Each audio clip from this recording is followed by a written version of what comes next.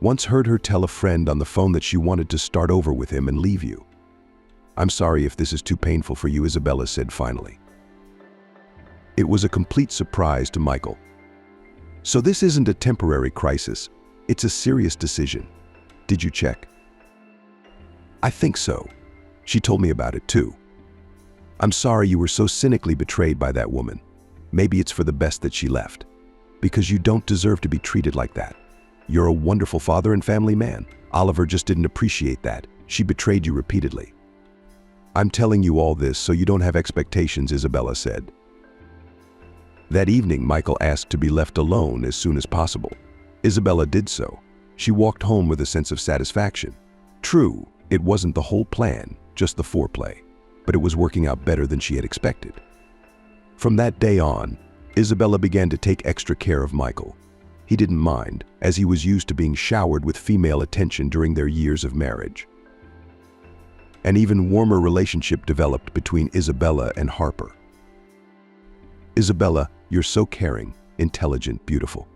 We love you very much, but I can see that something is troubling you. Tell me, maybe it will make you feel better, she said one day. Isabella remembered her promise that no one in this family should know the truth about her before her time, so she decided to turn things a little upside down. I just have a temper. I've seen a lot of injustice since I was a kid.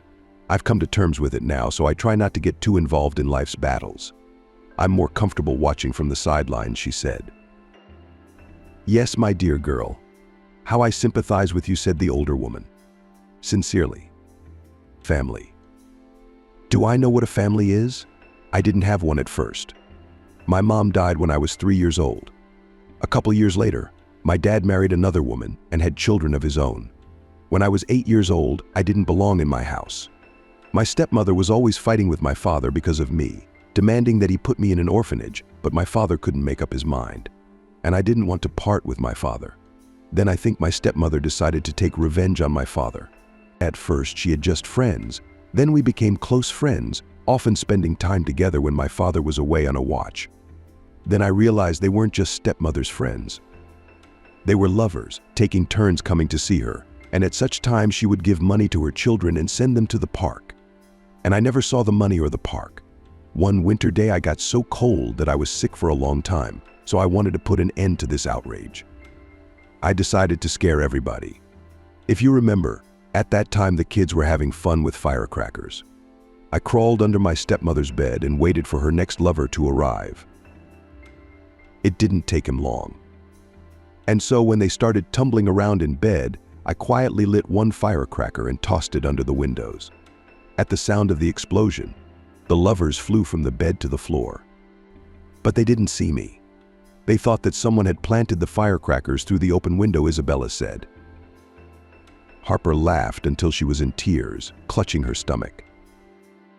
I imagined what it would look like. You're so clever to think of that. And then what happened? And then it didn't work out. The lover got nervous, smoked and said he didn't feel well and left. The stepmother was angry all day. And in the evening I overheard her making a date with someone else. When the other guy showed up, I repeated my act. This time I lit 2 firecrackers in a row. Again, I got away with it. They didn't even think to close the window. And then I did the same thing with the third one. The stepmother got scared and stopped bringing men into the house. Now she started going to them herself on neutral territory. But I then told her everything. I said that if it happens again, I will tell my father everything. After that, she stopped bothering me, started treating me on an equal footing with her children, started buying clothes, giving me money, letting me go to the park. And when I turned 17, we became friends. She was seriously ill then, lying in bed, and asked me to forgive her. I forgave her everything while I was lying in bed with my father, who had an accident. He died suddenly. After that, I was very scared to lose my stepmother. She was my only close person at that time. During the long nights when she was in severe pain, I sat by her side and begged her to live until her children were a little older. I had loved them as my siblings too, but she still died. I promised that I would take care of my younger brother and sister, but my father's sister came and kicked the 3 of us out the door and took our house. I had to leave my brother and sister in an orphanage. I had to leave my brother and sister in the orphanage until I found a job and a place to live, and when I came to pick them up 6 months later, they told me that they had already been adopted by different families. I didn't fulfill my promise. What kind of daughter am I after that? Maria sighed, remembering her past. Bella, it's all so sad. You're a good girl to have stood up to so much hardship. I think you'd do well to find a good man now. I sincerely wish you happiness. There are people like our Oliver who have never known grief in their lives, but as soon as there are small problems on the horizon, they immediately affect the family. You're not like that. You're different, said Harper. And Isabella realized that her plan to remove Oliver from her throne was also going well. A few days passed and Michael admitted it himself. Isabella. Just Bella. Can I use that from now on? You've been a pillar of strength to our family through these difficult days. Thank you for being here.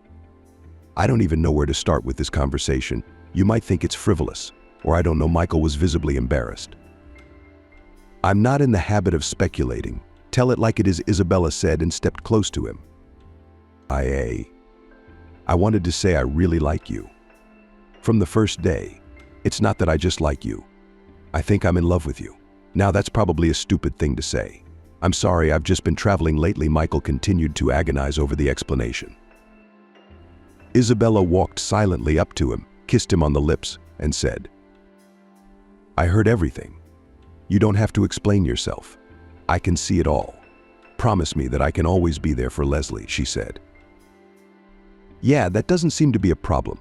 She's happy to have you, and Mom loves you very much. Why don't you move in with us? Michael suggested it. Yes, I'll be moving very soon, but in the meantime, you and I have some unfinished business. I'll tell you the details later. I have to go now, Isabella said, and then she made up a false excuse and left Brown's house. A few days later, she got a call from Oliver. Bella, I really miss Leslie. I'll be home soon. I'll pick her up for a couple hours. Can you rest in the meantime? Don't tell Michael about this, she said. Half an hour later, Oliver was sitting in her daughter's arms, wondering if her family had died without her. You know, they didn't even notice you were gone. The very next day, Michael's mother, Harper, showed up. She's off to the store now, and she said she's got a new bride for Michael in a couple of weeks. So, Olivera, you're doing the right thing. They don't appreciate a damn thing about you here, Isabella said with purpose. Fiancé. What fiancé? Oliver wondered. I don't know, but I saw Michael pull a positive pregnancy test out of his pocket and put it in front of the bathroom mirror. Maybe it's all to do with that, Isabella said idly. So it's all true. I gave him a hard time about the test too. He kept denying it, which means his mom's helping him get on with his life. Damn, they're so mean, Oliver wept. You were going somewhere with Leslie? Isabella reminded me.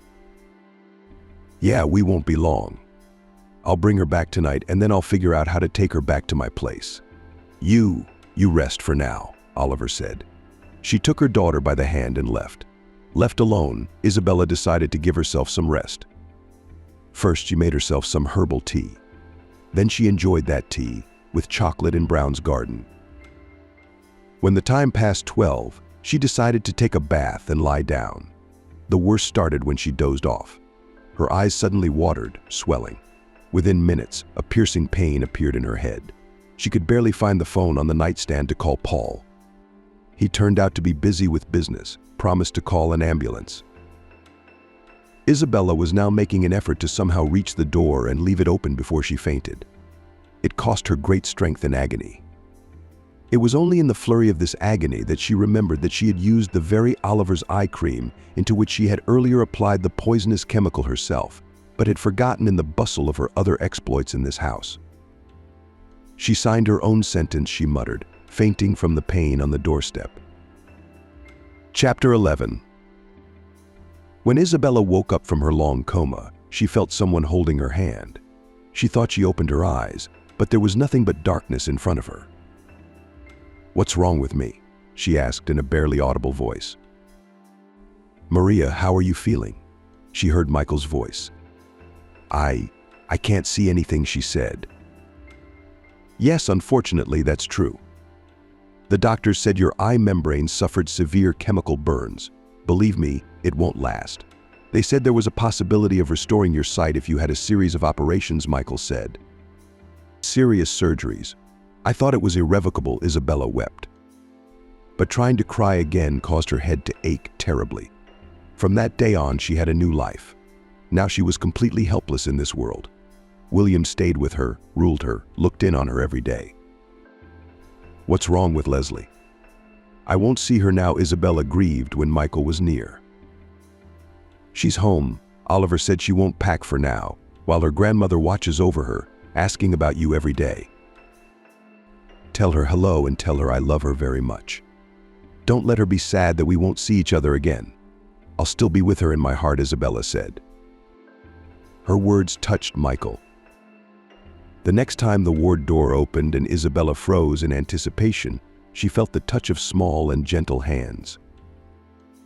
You'll be better soon, the native voice told her, kissing her cheek. Isabella put her arms around Leslie's neck at the touch and pulled her close. Isabella, you're still young and you'll be fine. I just don't understand why you have to go through this ordeal. Oh my God, I can't believe this has happened. Oliver must have kept something strange at home. She has this habit of blaming herself for everything.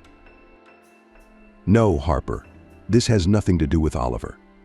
It's not like that, Isabella whispered. After the visitors had left, Isabella thought seriously about Harper's question.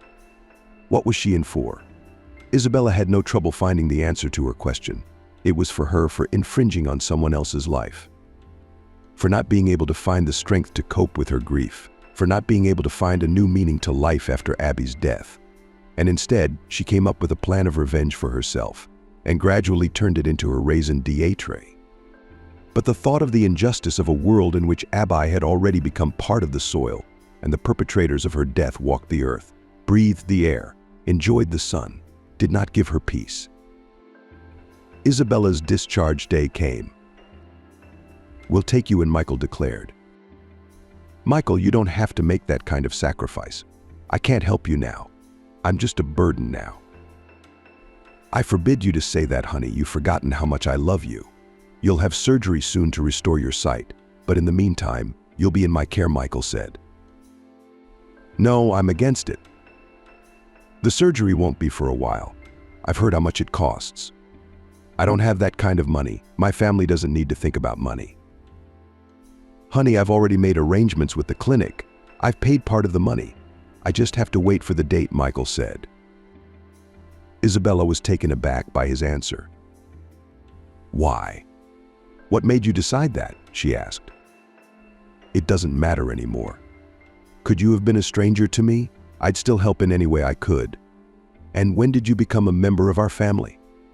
There's no other way. I really want you to be able to see again, to enjoy life, and to make us happy, Michael said.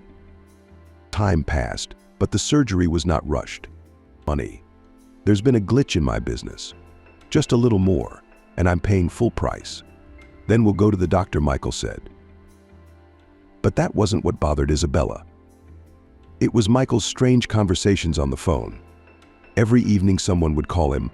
Michael would go to the balcony and talk for a long time in an elevated tone. Isabella decided not to interfere in his case, began to obediently wait for the day of the operation. There were 3 people in the room, not counting Isabella. Breathless, they waited for the doctor to remove the blindfold, which took several minutes. 1, 2, 3. Careful, open your eyes. One by one, the doctor spoke leisurely. Isabella didn't manage to do it right away. I kept pulling to cry with joy. When she opened her eyes with great difficulty and saw the white light, she screamed with joy. God, I'll never again, she pleaded. Honey, what are you talking about? Michael asked, hugging her. I'm talking to all sorts of people. Michael, thank you so much for the surgery. You have no idea how much I appreciate it, she said in a simple one-word statement. Finally, Isabella was able to go to her house on her own. On the way, she looked around and all around her, stopping near beautiful places to take in this world. Everything in her life so far was beautiful. Until one evening, she once again heard Michael squabbling on the phone. "Who's bothering you in there?" she asked. "I don't want to upset you." "Don't worry about it," Michael said. "His name is Ethan." "Is that correct?" she asked. "How do you know? Does he know you?" Michael wondered. "I told you, I've been hearing your phone conversation for a long time. You called him by name more than once." "Yes, that's right. He's the scumbag who got my daughter involved in unhealthy companies. I didn't tell you that my daughter escaped from a drug rehab. She had a breakdown, got back on the pill. I had a hard time getting her back. Now this bastard's blackmailing me to keep Edith if I don't pay him. It's not much, a couple million. Does he want to go to another city? Yeah, I'll get some more money soon and then he can get the hell out of here. It would be safer that way," Michael said. After hearing this, Isabella gritted her teeth and thought half the night she decided to talk to Ethan at all costs and appeal to his conscience. The meeting took place a couple days later. "Are you not ashamed to make money out of your daughter's death?" Isabella asked. "You kind of brought me into this in the first place. We were going to punish this family. It's clear that we can't do it legally, but at least it wouldn't cost them any money," Ethan said. "Calm down, Ethan. This whole thing is creepy. I really regret coming up with this damn plan. I'm putting down my weapons of war. I suggest you do the same. It's not going to do you any good." Ethan only grinned in response. "What, did you jump into bed with Rich Michael already? You think that's all you need? What if Oliver comes back tomorrow and kicks you out of the house? Well, that could happen at any time. Or did you have some fantasy of love and romance with that bespectacled guy? I suggest you come down to earth. These people are neither God nor hell. It's not going to work out in your favor in the end anyway," Ethan said. "They may not be saints, but they're certainly not as nasty as you. Leave Brown's family alone. I'm going to tell them tonight. If you do, they can put you in jail for child molestation," Isabella threatened. Ethan pulled a thick wallet out of his jacket pocket, looked at it, and said, "$1 million more, and that's it. You can forget me. I'm out to here. Everybody's happy. The sooner Michael gives you your money, the better." "Everything. Take care of yourself," wife Ethan said as he turned around and was about to leave. Isabella gritted her teeth in anger at him. A couple of moments later, she heard a thud, accompanied by the squeak of braking wheels on the pavement and the screams of horror of passers-by. When Isabella ran to the roadway, a pool of blood had already appeared around Ethan's head. His eyes looked at her as if he wanted to say something, but he couldn't. The medical team that arrived a couple minutes later immediately gave their verdict: the man was dead. When she got home, she saw Oliver on her doorstep. "Now the bride has arrived. Why did you hide the fact that you wanted to take my place? You two lovebirds had a hard time getting rid of me. Now you'll be completely happy. I filed for divorce. Leslie will be with me. Edith, too. When she gets out of the clinic, you'll be very happy," she said with a wicked grin on her face. "Wait, sit down. We need to talk. Everyone please come over," Isabella said nonchalantly, then clapped her hands together. And that's how everyone else ended up at the kitchen table. "So, Brown family, you and I have no more secrets. I came to your family to kill you all. But I changed my mind because I lost myself while I was waiting for the right time for revenge. And now I am laying down my sword before your eyes," she said. She took a vial of liquid out of her bag and poured it into the sink. "This was the poison that was supposed to kill each of you for the fact that one of you once ran over my only daughter to death and cynically walked away from responsibility. And yes, Oliver, your husband didn't cheat on you. I set it all up. Michael, I don't love you, but you've been a good man, and I'll leave the rest to God," she said. Then she kissed Leslie on the cheek and whispered a few words in her ear. It was her last day in the Barinov household. "It's been 2 years since we moved here. I'm still not used to this heat," Isabella said, lying on the beach. "It's only temporary, dear. It's just the pregnancy taking its toll on you," her husband William reassured her. "By the way, I didn't like the heat before, when I was a girl wearing a crown of wild bells. My twins are like my sister, too. I think she said, stroking her bulging belly. Somewhere in another facet of reality, the forest bells rose again and delighted the eyes of passers-by. At the foot of the memorial lay the crown from them as well, just as Abby had dreamed. Chapter 1. Whoa, way.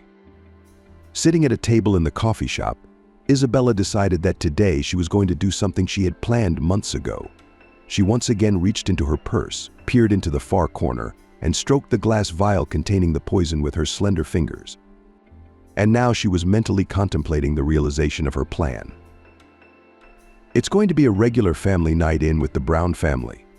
This family lives in a big and beautiful house, which was recently bought for how many millions? The head of the family, Michael Brown, runs a large corporation. Isabella used to really like to think that such a person has certain qualities. For example, does not put other people in anything, is not distinguished by a great mind, simple human compassion is unavailable to him. The word decent sounds to him as an insult. In everything he sees his own benefit, and if he does not find this benefit, he calls the devil to make a deal with him for his own benefit. But so far, such assumptions of Isabella's have not been borne out. Brown also has a wife, Olivia, who is the first beauty in town. She seemed to know everything about this Olivia in advance, too. A rich man's wife must be happy, strong-willed, and not far from a vicious fury. Must be in her thoughts only expensive rags, the desire to make a furor on everyone in a row, and not a single thought about how other people live. To her great disappointment, Olivia has yet to show any of those traits. The family also has an older daughter, Edith, who is 16 years old. In Isabella's opinion, Edith was bound to have some unhealthy tendencies, such as drug use, promiscuous sexual relations, unwillingness to study and work, desire to get everything from life at once, but at the expense of her parents. Paul still has an older son from his first marriage, Stephen. He comes to his father occasionally. Isabella knows little about him, but she knows enough about Brown's youngest daughter, Leslie. She is 8 years old, the same age this year as Isabella's recently deceased daughter. And now, Isabella works for this family as a nanny. Isabella was delayed at work that day. She didn't have time to get to school to pick up her daughter, Abby. She decided to warn her daughter about this and dialed her number.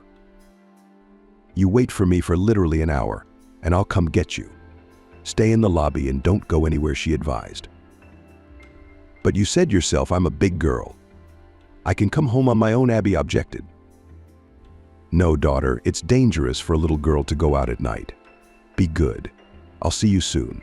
I have to get to work, so I can finish this job faster," Isabella said, and hung up the phone. She finished her urgent business a little over an hour later. As she was leaving the office, she received a phone call. An 9-year-old girl has been taken to hospital with serious injuries. She was hit by a car at an intersection. "You're listed in her phone," as her mother, a woman's voice, said into the receiver. And then she dryly dictated the address of the trauma center and hung up. Isabella immediately remembered the terrible dream she had had tonight. If the plot of her dreams was to be believed, it signaled this catastrophe. By the time Isabella reached the hospital, she had time to berate herself 100 times for allowing this to happen. She ran through the crowded hospital corridor, looking behind every door for her daughter, but she was nowhere to be found. The doctors rushing down the corridor shrugged their shoulders at her inquiries and only went on with their business. When a certain woman noticed the young woman becoming hysterical, she took her by the arm and led her to the doctor on duty at the entrance. "The name Bortnick, you say? We do not have such a patient and have not received any," she said. "How did it not come in when I got a call from your hospital?" Isabella was indignant. Here a young nurse, who had come up to the doctor on her own business, suspected something. "Wait, is this about a little girl?" she asked. "Yeah, my daughter's 8. Have you seen her? Do you know what room she's in?" she asked. The nurse gave her colleague a meaningful look and then motioned for Isabella to go to a nearby office. Isabella was eager to see if her daughter would be there, and she turned out to be right. It was the entrance to the operating room. Several doctors were leaving after a failed operation, trying not to look the woman in the eye. A couch covered with a white sheet stood in the middle of the room. A nurse took Isabella's hand and led her to it. "This is probably your daughter," she said, and pulled the edge of the sheet open. Isabella saw her daughter's face, but there was not a whole piece on it. Putting her face to her daughter's face, she felt the radiant coldness of her body. The injuries were very serious. We sent her to surgery right away, but it was too late. I feel sorry for you, said the nurse. But what about it? What is it? She's the only one I have. I won't have any more children. Doctor, do something. I refuse to believe this. My daughter wasn't going to die. I only spoke to her to keep her alive, Isabella shouted. Then the doctor came up to her and told her anew what had happened. Isabella had no doubt that the doctors were genuinely sympathetic. Instead of sharing dinner with her daughter, that night she had to plan her funeral. Chapter 2. 3 days later, Isabella stood at the child's fresh grave. Tears washed down her face and traveled down her neck straight to her heart. Abby was the only long-awaited child of her already shattered family. When Isabella married Ethan, Abby's father, she didn't know she would encounter unforeseen problems. 5 years into the marriage, Isabella went to a doctor when she was unable to conceive. The one told her that there were serious risks to her health, so the body deliberately does not allow the appearance of a child under her heart. Then there was a long treatment, a long walk to the shrines, all sorts of rituals, about which only managed to learn from grandmothers in the entrance. When the long-awaited pregnancy finally came, another doctor, sitting in his office, reprimanded the young woman. What happens if you die in childbirth? What happens if you die in childbirth? I won't die.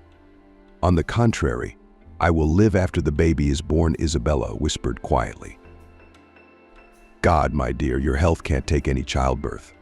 I've been a doctor for 10 years and I've been seeing pregnant women every single day for 20 years. Which one of us has more experience? Which one of us knows more, me or you? The elderly doctor pressed. Is there any way to reduce the risks? Isabella asked. That's what I'm talking about. You should have an abortion while you're still young, but you'll save your health. A child can be taken from an orphanage with such a test as yours, so when to sign you up for an abortion? Doctors staring at me? Tomorrow. If possible. Early in the morning, Isabella said, and then said goodbye and went home. At home, she told her husband Ethan about it. He thought about it, but in the end, the task was too much for him. Isabella had not yet realized that her husband did not really want to have this child. But Ethan was not ready to reveal all the cards up his sleeve, so he gave a short answer. Bella, you decide for yourself. You know we're men. I don't want anything in such feminine matters. Ethan waved it away. But this is my life and our family we're talking about. Maybe you just need time to think about it. The naive Isabella hoped.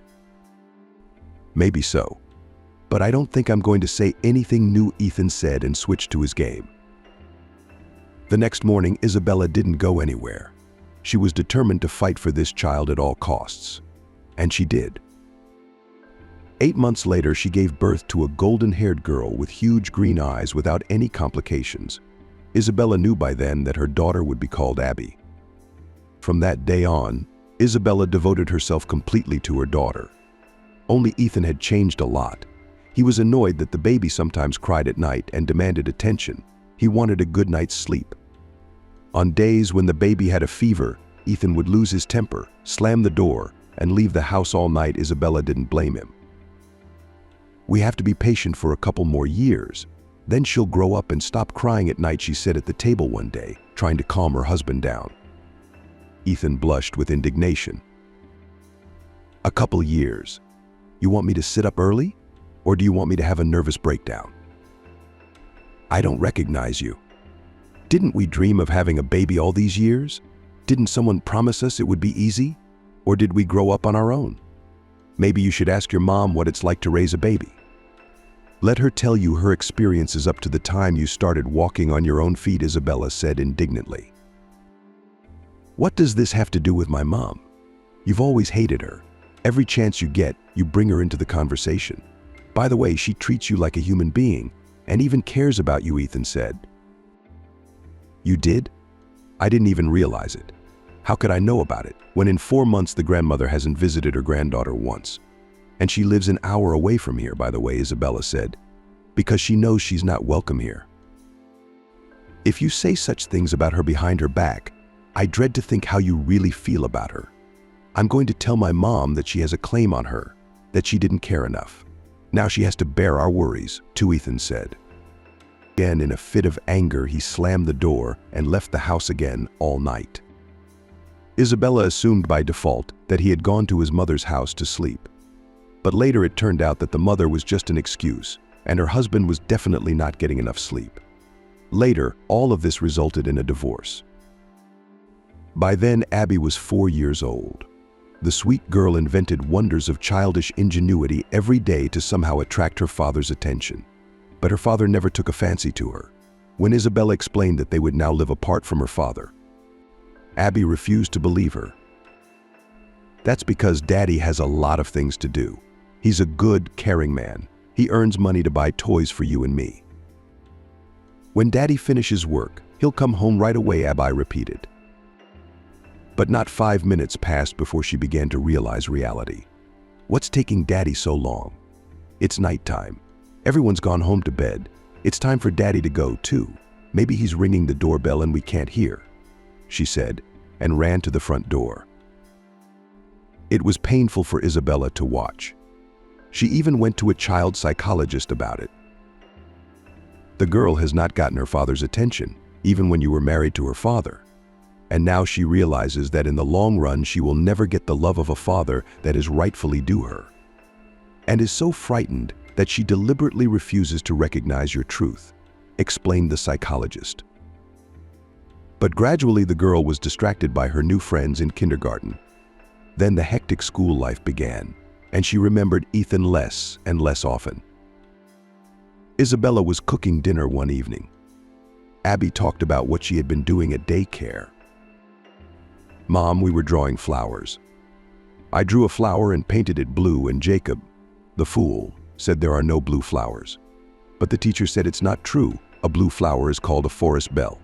You can make a beautiful wreath out of it for your hair. If my dad comes and asks what to give me as a present, I will ask him for wood bells, and then I will make a wreath and give it to you.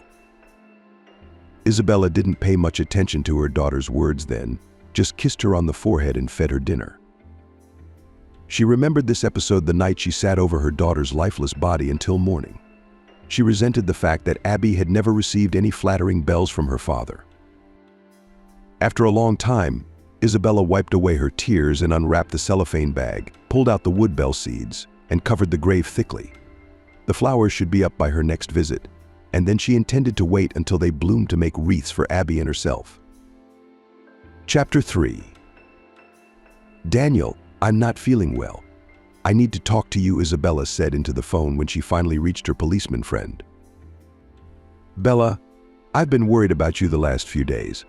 I'm finishing my shift soon, so I think I'll stop by in time to see you, Daniel promised. Daniel always kept his word. A couple hours later, he was sitting in Isabella's kitchen, opening a bottle of wine. I will not drink, Isabella replied dryly. What, still on antidepressants? My friend asked. No, the course ended on a break. I'm just afraid my emotions will come out, Isabella admitted. That's exactly what you need, a couple of drinks, to talk it out, cry it out, maybe even feel better, Daniel said and held out a glass. What's going on with our case? Isabella asked the big question. Had my daughter's killer been apprehended? Bella, I'm sorry, I've been trying all month to get the case handed over to me, but that Streletsky bastard has neither God nor hell. He could sell his own mother for 100R. It seems to me that the perpetrator of the accident hustled. He was detained, but they want to acquit him. They say the car was rented out. Who was driving at that moment is not his responsibility and all that. I promise you, as soon as I get my hands on the case, we'll get justice, Daniel promised once again. You know what I've been thinking? And you know what I've been thinking?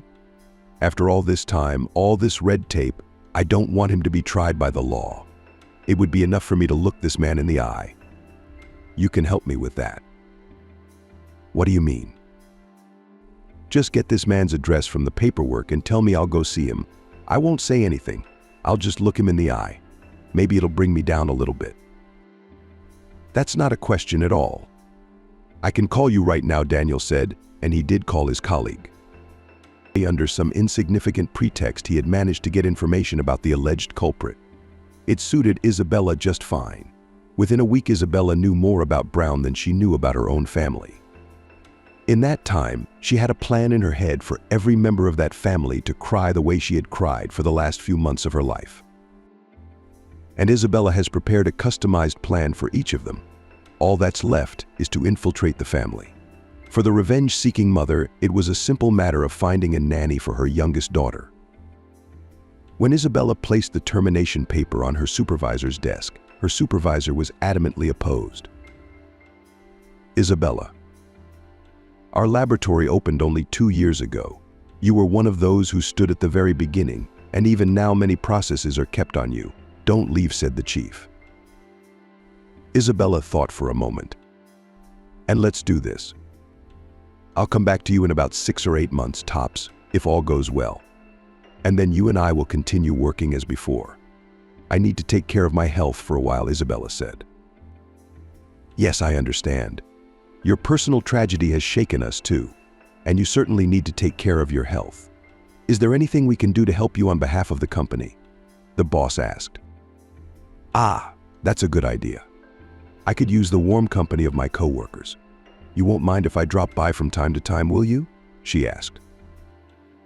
No, of course. We will be only too happy, the colleagues promised.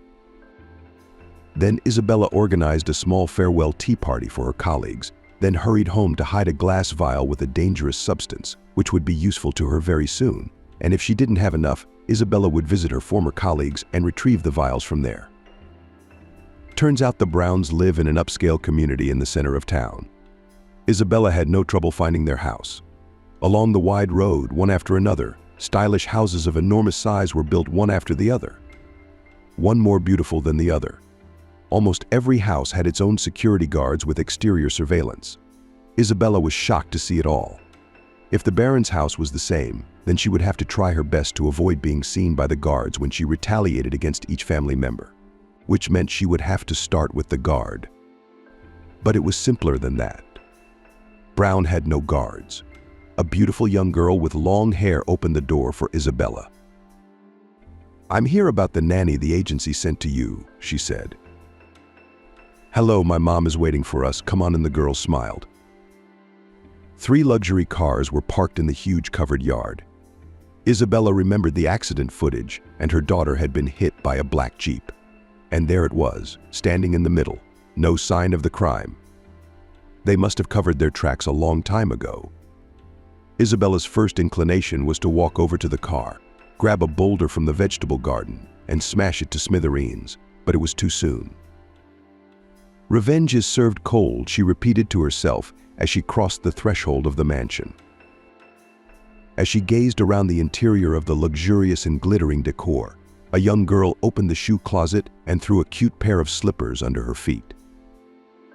This is for you, Thomas Lord, sometimes lying on the floor, she said, pointing toward the alibi lying in the corner. Come on, Mom, let's go to your lounge. You'll be more comfortable socializing there, the young girl said, still not stopping smiling. On the second floor, in a cozy sunny room, sat a woman in a floor-length dress with a tuft of hair cut out at the back of her head. Isabella stood on the threshold of the room until the woman approached her and held out her hand with long fingers. My name is Olivia. You're Isabella, I assume? She smiled. Bella nodded her head. Mom, do you need anything or can I go? My daughter asked. You're free to go, sweetheart. Thank you for welcoming our guest, Olivia said, and her daughter left the room with the same radiant smile. And so, Isabella, I have a young daughter, Leslie, and we need a nanny for her. She's a little cranky, but I'll help you if we can work together. And do you have any references? Olivia asked. Yes, said Isabella confidently, and placed on the table the 3 sheets of paper she had asked her colleagues and friends to prepare. Also in each of them are contacts for communication. You can call my former employers, she added. That's great, but for me it's more about the personal experience. Let's go into the kitchen and have coffee and talk about everything. Olivia suggested it. The chatter lasted exactly 15 minutes. Olivia asked the typical questions. Isabella sometimes found it difficult to answer, apologized, and skirted the topics. She hadn't yet sorted out her preliminary impressions when Olivia ended the interview. Isabella, you're a perfect match for us. I just need to discuss it with my husband. It's our family policy to take everyone's opinion into account. I'll call you within 3 days. If I don't, I wish you good luck in your search, Olivia said as Isabella walked away. She walked home with ambivalent feelings. She used to brand this family as murderers, and then, when she found out that they were not an ordinary family, she added that they must be arrogant people as well. It was a very different impression. But their good manners mean nothing, Bella thought, and stroked the bubble in her purse once more. On her first trial day, Isabella met Leslie. The girl immediately disliked her new nanny. "I don't like you. I want to be with Mommy," the girl said and jumped to Olivia's side. "Bunny, Isabella will be with us for a little while today. You can play and do your own thing, and she'll just be around," Olivia said and entrusted her daughter to her new nanny. It had been hours since Leslie had sat on her phone, and she wasn't going to touch the toys Isabella had carefully lined up. When the girl asked for a drink, Isabella saw her red eyes and decided she needed a change of occupation. "Leslie, let's go for a walk."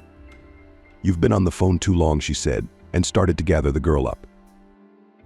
The Browns had their own playground in their front yard, but Leslie said she wasn't interested here, that she wanted to go to the common playground 2 blocks away. Isabella decided that was even better for the child. So she took the girl to the nearest playground. "And I like to play hide and seek," Leslie said on the way to hide and seek. "It's better to play at home. It's dangerous outside," Isabella explained. "Then I'll play another game. It's called Close Your Eyes, and you have to close your eyes and sit on the bench. Whoever doesn't close their eyes is the loser," said Leslie. Isabella thought nothing of this girl's fanciful fantasies, so she acquiesced to whatever she suggested. And when she opened her eyes, sitting on the bench, there was no Leslie in sight. Isabella thought the girl had hidden in the ride. She walked around each of them. Other children were playing carefree and Leslie wasn't there. Isabella looked around at her surroundings. It was crowded, and there was no place that would attract a child's gaze. Isabella searched for the girl. She ran around and asked passers-by if they had seen a girl with red hair. Someone asked for a photo of her, but Isabella didn't have one. An hour passed like that. Isabella was worried about the girl, but on the other hand, something inside her gloated a little if the girl was not found. Might Brown feel that evening what it would be like to be without a child? But as the nanny now, it was her duty to call the girl's mother. Isabella realized only now that the phone was in her purse, and the purse was at the Browns' house. When she returned to their house, she ran into a man wearing glasses of quite pleasant appearance. "I'm sorry, I assume you're our nanny. My name is Michael." The man held out his hand. "Where's Leslie? Is she asleep yet?" the man asked. Isabella ignored the outstretched hand. A very different person awoke in her, hungry for revenge. Feeling that she was facing her daughter's killer, the thought clouded her mind. "Yes, I'm your new nanny. I'm here for the long haul," she said in a defiant tone. "And I lost your Leslie an hour ago. What are your actions?" she asked. "Lost, you say?" "Yeah, it's the same old story," Michael said. He sat down on the couch and dialed someone's phone number. "Edith, is there anything you want to tell me?" he asked in a stern voice. The woman on the other end of the line spoke long and loudly. Then Michael put the phone away and said, "Leslie's at her grandmother's 3 houses down. Grandma's old, she's not going to be around much longer. So can you come to this address and bring our daughter home? She and I will talk about it tonight," Michael said. "Isabella, what will happen to me for losing your child?" Isabella asked. "It's up to my wife. I don't have a problem with you, because my daughter has a habit of running away at the first opportunity. You just need to be aware of that from now on," Michael said in a soft tone of voice, and went off to the second floor. Isabella walked to the address given and was perplexed by Brown's calmness. "It's because he didn't lose his daughter for real like I did," she thought. and again she felt a terrible hatred for this family. Oliver came home from work that evening in high spirits. Isabella expected a debriefing, but it didn't happen. "Isabella, you must have been scared when Leslie ran away. Next time, just call me right away. It's Michael's and my fault that we can't explain to our daughter that it's wrong to run away. Don't worry, you'll get used to it," she said. "You mean you're not going to tell me off?" Isabella asked in surprise. "For what? If we blame ourselves for everything, our child won't realize he's responsible," Oliver said. "And until tomorrow, he can consider himself officially employed. Our probationary period is over," Oliver said finally. That evening, on her way home, Isabella thought that this family was either insane or too good. But all this is no reason to forgive them, she thought, and once more fixed her plan of revenge in her mind. Chapter 4. A month passed unnoticed. During this time, Isabella watched the family carefully and repeatedly imagined the realization of her cunning plan, but every night she was visited by doubts as to the friendliness of the Brown family. Isabella had repeatedly made missteps and waited for Oliver's remarks so that she might have an excuse to quarrel with her and hurt her more. But Oliver was not the right wife for a rich man. She was the first to apologize for what had happened. Then she considered her blunders insignificant and switched her attention to something positive. As it turned out, it was not easy to shake this family. But as time passed, her mother's heart ached at night, remembering Abby. Isabella had promised her daughter to avenge her early death, and so she must carry out her plan. That day, the Brown family was celebrating another holiday. In the evening, Michael brought home a large box and handed it to Leslie. She squealed with curiosity. "Daddy, what's this?" Leslie was running around the box. "And you open and look," the good father advised. Leslie unwrapped the box, and her squeal got even louder. "Dad, that's the same dog I liked at the dog show. Daddy, you're so good," Leslie screamed and hung around her father's neck. "What should we name the doggy?" "Let's suggest names." Leslie suggested it. "I already know I'm going to call her Cat." "We'll call it a cat, because such a dog lives in the Emerald City," suggested the well-read Edith.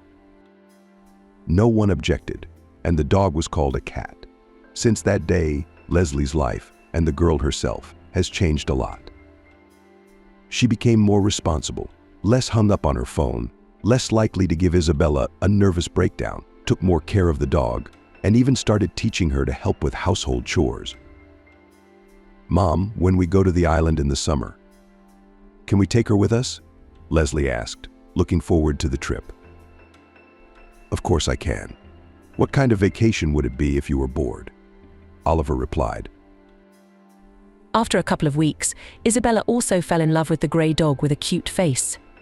However, there was only one problem in this family. The cat Marcel, who had lived in this family for a long time, did not like her, so we often had to watch the battles of the four-legged ones. Marcel the cat was the favorite of the family's eldest daughter. He slept in the same bed with Leslie, followed her around, and waited at the door every evening for Edith to return from school. By then, Marcel the cat had also grown accustomed to Isabella's company. One day there was silence in the house at 12 noon, although this usually rarely happened in this family. Edith was at school. Leslie was tired after a walk and fell asleep in her bed. At this time, in different corners of the house lay Marcel the cat and the dog. That one too.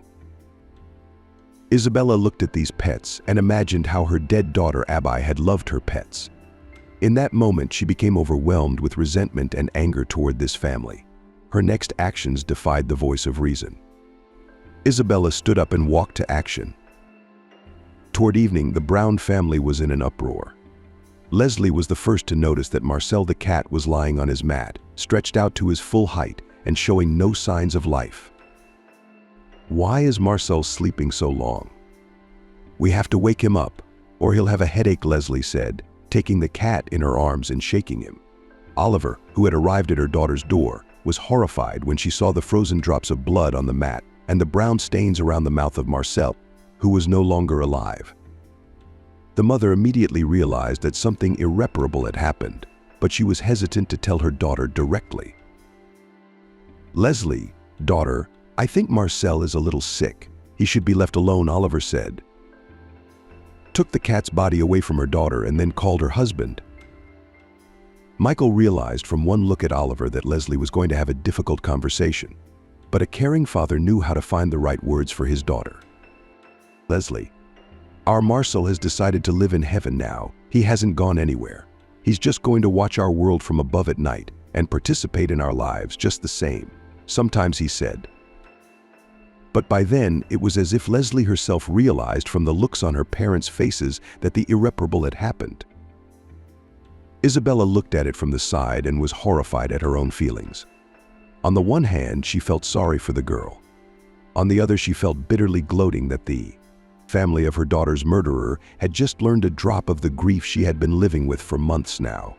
This feeling made her approach Leslie and say some very unexpected words. "Leslie, honey, your daddy's right. Sometimes it's not just cats that die, it's people too. Parents lose their children. Even children can lose their parents without the world even flinching. Some will continue to rejoice. Some will lick their wounds of loss for the rest of their lives. So get over it. Your Marcel is dead," she said, and was immediately frightened by her prank. Isabella expected Michael and Oliver not to forgive her for such foolishness, but they simply remained silent. The next day was even more difficult. Michael specially organized the funeral of the pet, escorted him on his way with all the honors. Afterwards, Leslie did not find a place from the realization of what had happened.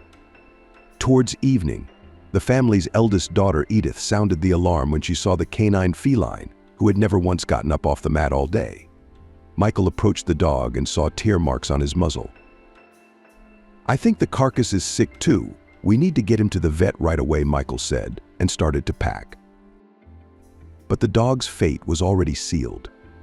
As Michael carried him to the car, he took a couple of deep breaths, then made a short sound, as if saying goodbye, and then closed his eyes for good. Isabella was quite surprised that no one suspected her of what had happened, though when she'd poured the liquid from the vial into the pet's bowls that day, she'd been prepared to bear the consequences.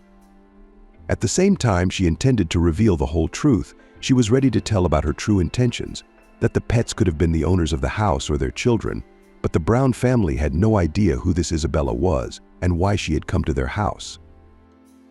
Chapter 5. "Bella, wait. You can't just walk away from a conversation." A man ran after her. Isabella looked at him with an indifferent gaze and stopped. "Wait, I'm not a stranger. I have to know the truth about my daughter. Why didn't you tell me anything? Why didn't you call me?" he asked, grabbing Isabella's arm. Isabella had no desire to remind her ex-husband Ethan what an irresponsible father he'd been from the beginning and why she hadn't counted on his attention and support on a difficult day. Instead, she was in a hurry to get away from him as quickly as possible. "Ethan, listen to me. There have been so many conversations between us that it is silly to repeat them now. Everything that happened is already in the past. If you were not involved in it, then there was no need for you to leave and just go on living as before," she said, and quickened her steps. Ethan followed her. "I just didn't immediately believe that our bird Abby had died if I had known." Isabella didn't let her ex-husband finish. She turned and slapped him lightly, but he knew he deserved it. "Lately I have no peace in my life, then problems at work, then at home, then my mother with her caprices. In short, not to others I was." Isabella stopped and once again slapped her ex-husband for unnecessary washing. "Did you come to me to stay here? Or do you think I'm interested in listening to you complain about Abby's life? Not for a long time. She's dead. Your daughter's dead, and you didn't even go to her funeral. But I don't think my daughter resents that, because you didn't even remember her when she was alive," Isabella said. "Yeah, I know what an idiot I've been. That's why I looked you up. It's hard for me to think about what a bad father I've been. I feel like I have to do something to clear my conscience," Ethan was slurring. "Release your conscience. Is that all you care about? You're so vile," Isabella said and spat in his direction. "Yes, I deserve it," Ethan said, continuing to pace behind her.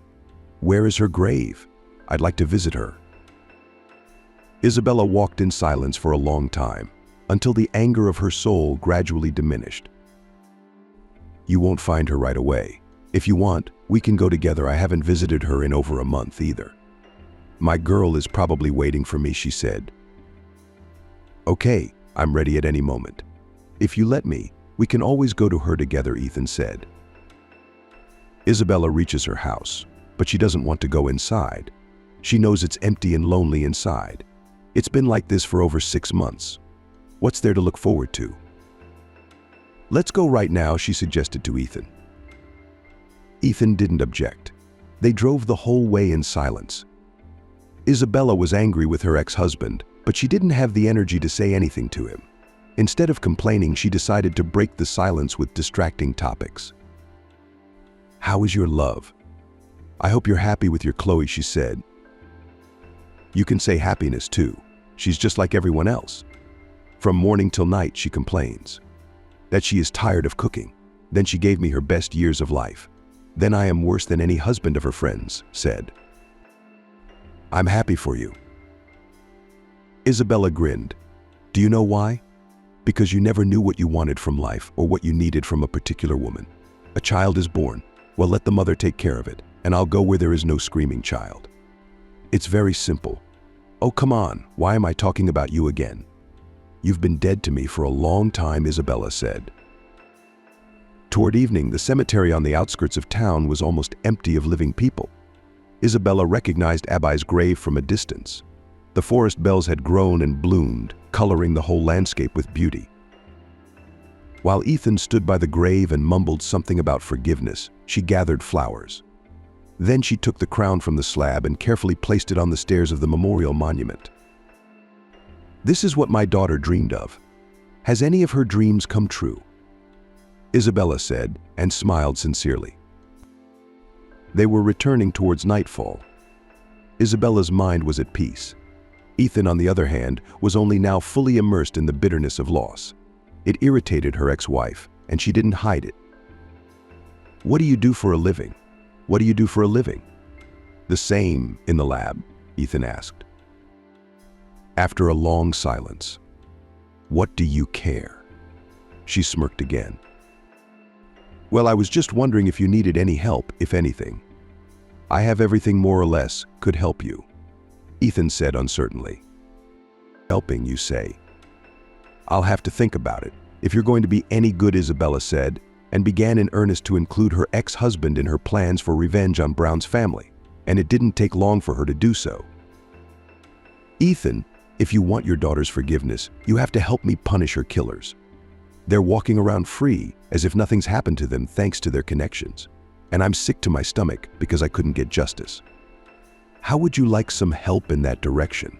She put it to me straight. I'm ready. I'm ready to hire a lawyer, prove their guilt, knock on all the doors, Ethan declared. Yeah, that's past the point. It didn't work. There's an easier option. I'm working with this killer's family now. They have no idea who I am or why I came into their family. Are you going to help me, or are you going to give up on me again? Isabella asked. You're up to something terrible. What if you go to jail? That's why I want to ask for your help. Are you willing to risk as much as I am, or do you value your own peace, as always? She challenged me. I'm ready, just in case. But I get it. You just go live your life like you always do. You can't do anything. Even after your daughter was run over by a car like a blind kitten. You're worthless, she said. Ethan went to his house in thought. Isabella didn't care about his reaction, but he made his own decision overnight. In the morning, her phone rang. I'll wait for you at your driveway. I'll take you wherever you want to go, and you'll tell me what we should do for our daughter. I'm willing to do anything, Ethan said. Isabella decides to initiate her ex-husband into her revenge plan. Chapter 6. When Edith left the school and headed home, she didn't immediately notice a nice man following her. When she was distracted by her phone, the man approached her and spoke. I'm sorry if I'm interrupting you. I'm a tourist. I'm here. I don't know how I got here. My phone's dead. I can't even use the map to see my hotel. It's called the Laguna. Can you tell me which way to go? Ethan asked. Oh, I know where it is. It's 3 blocks from here. You need to follow me. I'm going there too. I don't live far from there. Thank you, you're a big help. Thank you. And you must be from school? It's obvious you're an excellent student. Ethan went on the offensive. Yes, I'm studying at a private school. I'm graduating this year, and then I'm going to study at the best design academy in Spain, Edith said proudly. It's because your parents noticed your talents and decided to invest in the realization. That's awesome. You should appreciate parents like that. I, too, once dreamed of becoming a fashion designer, but it didn't work out. There was no opportunity, so I grew up a simple programmer, said Ethan. That's cool, too, Edith remarked, and continued on her way. Are there a lot of friends? Ethan asked. A lot of them. They're all cool. We go to a lot of clubs, but my mom doesn't always let me go. I have to get out of it. Soon I'll be a student, then it will be easier. I won't have to ask anyone to leave. By the way, my dad promised me to buy an apartment in Spain. I can even have my own parties in my apartment. I have been friends only with books since I was young, and now I don't regret anything. It's true that the life of an intellectual is boring, sometimes played out, Ethan complained. Why are you like this? What's keeping you from having fun now? Edith asked. I really could do it now, except that I'm a little shy, and my friends are mostly married and family, so they can't always go out. If I had the right company, I could party till morning. I can play the guitar and sing, I can build a fire, grill kebabs. No company would be lost with me, Ethan bragged. As they walked to the hotel, Edith had time to spill all the information about her life and her family. That's what Ethan wanted. In parting, they agreed to keep in touch, to maintain their friendship. Ethan easily obtained her phone number, although there was no great need for it.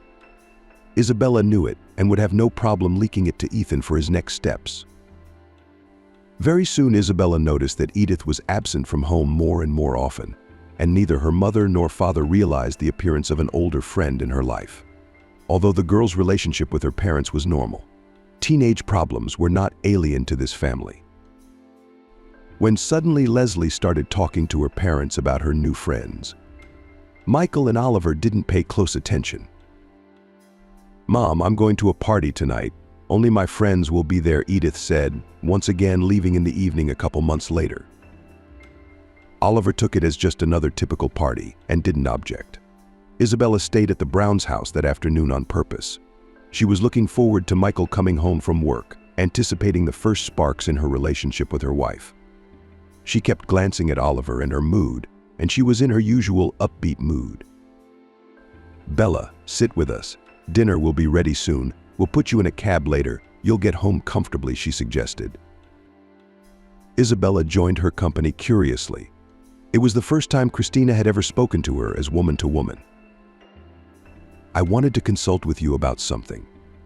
Come on, I want to show you something, she said, and led Isabella to her closet on the second floor of the house.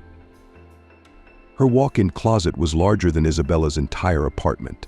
Each side of the wall was furnished with built-in cabinets and floor-to-ceiling mirrors. Christina opened one of the closets, revealing the contents. Look, Bella, there are only evening gowns here, all worn once, twice at the most. The rest of the time, they just hang there. I'd like someone to wear them before they go out of style. How do you think I can get rid of them in a useful way? Oliver asked. Isabella assumed there would be some serious conversation. When she heard about the dress, she smirked slightly. I don't know, give it to the needy or sell it at the flea market. I haven't encountered such problems, Isabella replied indifferently. But then, I'm sorry, I think I acted like a frivolous FIFA. I'm sorry, again, Oliver said sincerely. And then they got distracted by other conversations.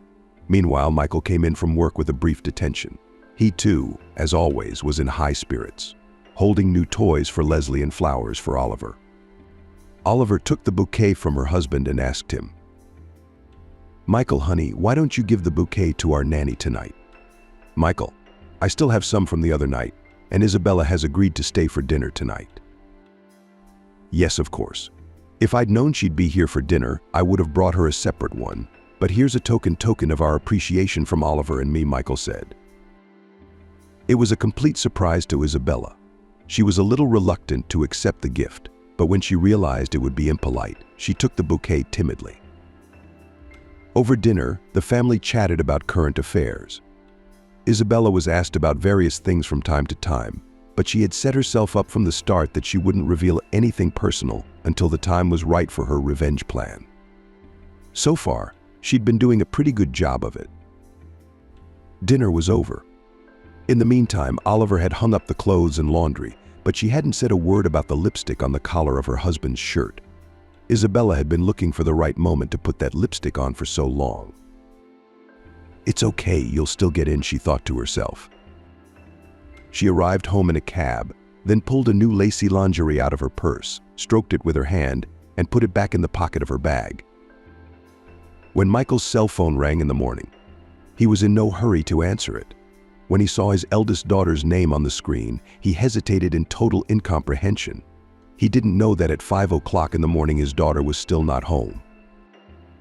I don't feel good. I'm very sick. Come get me, she said, her voice is barely audible. Where is it?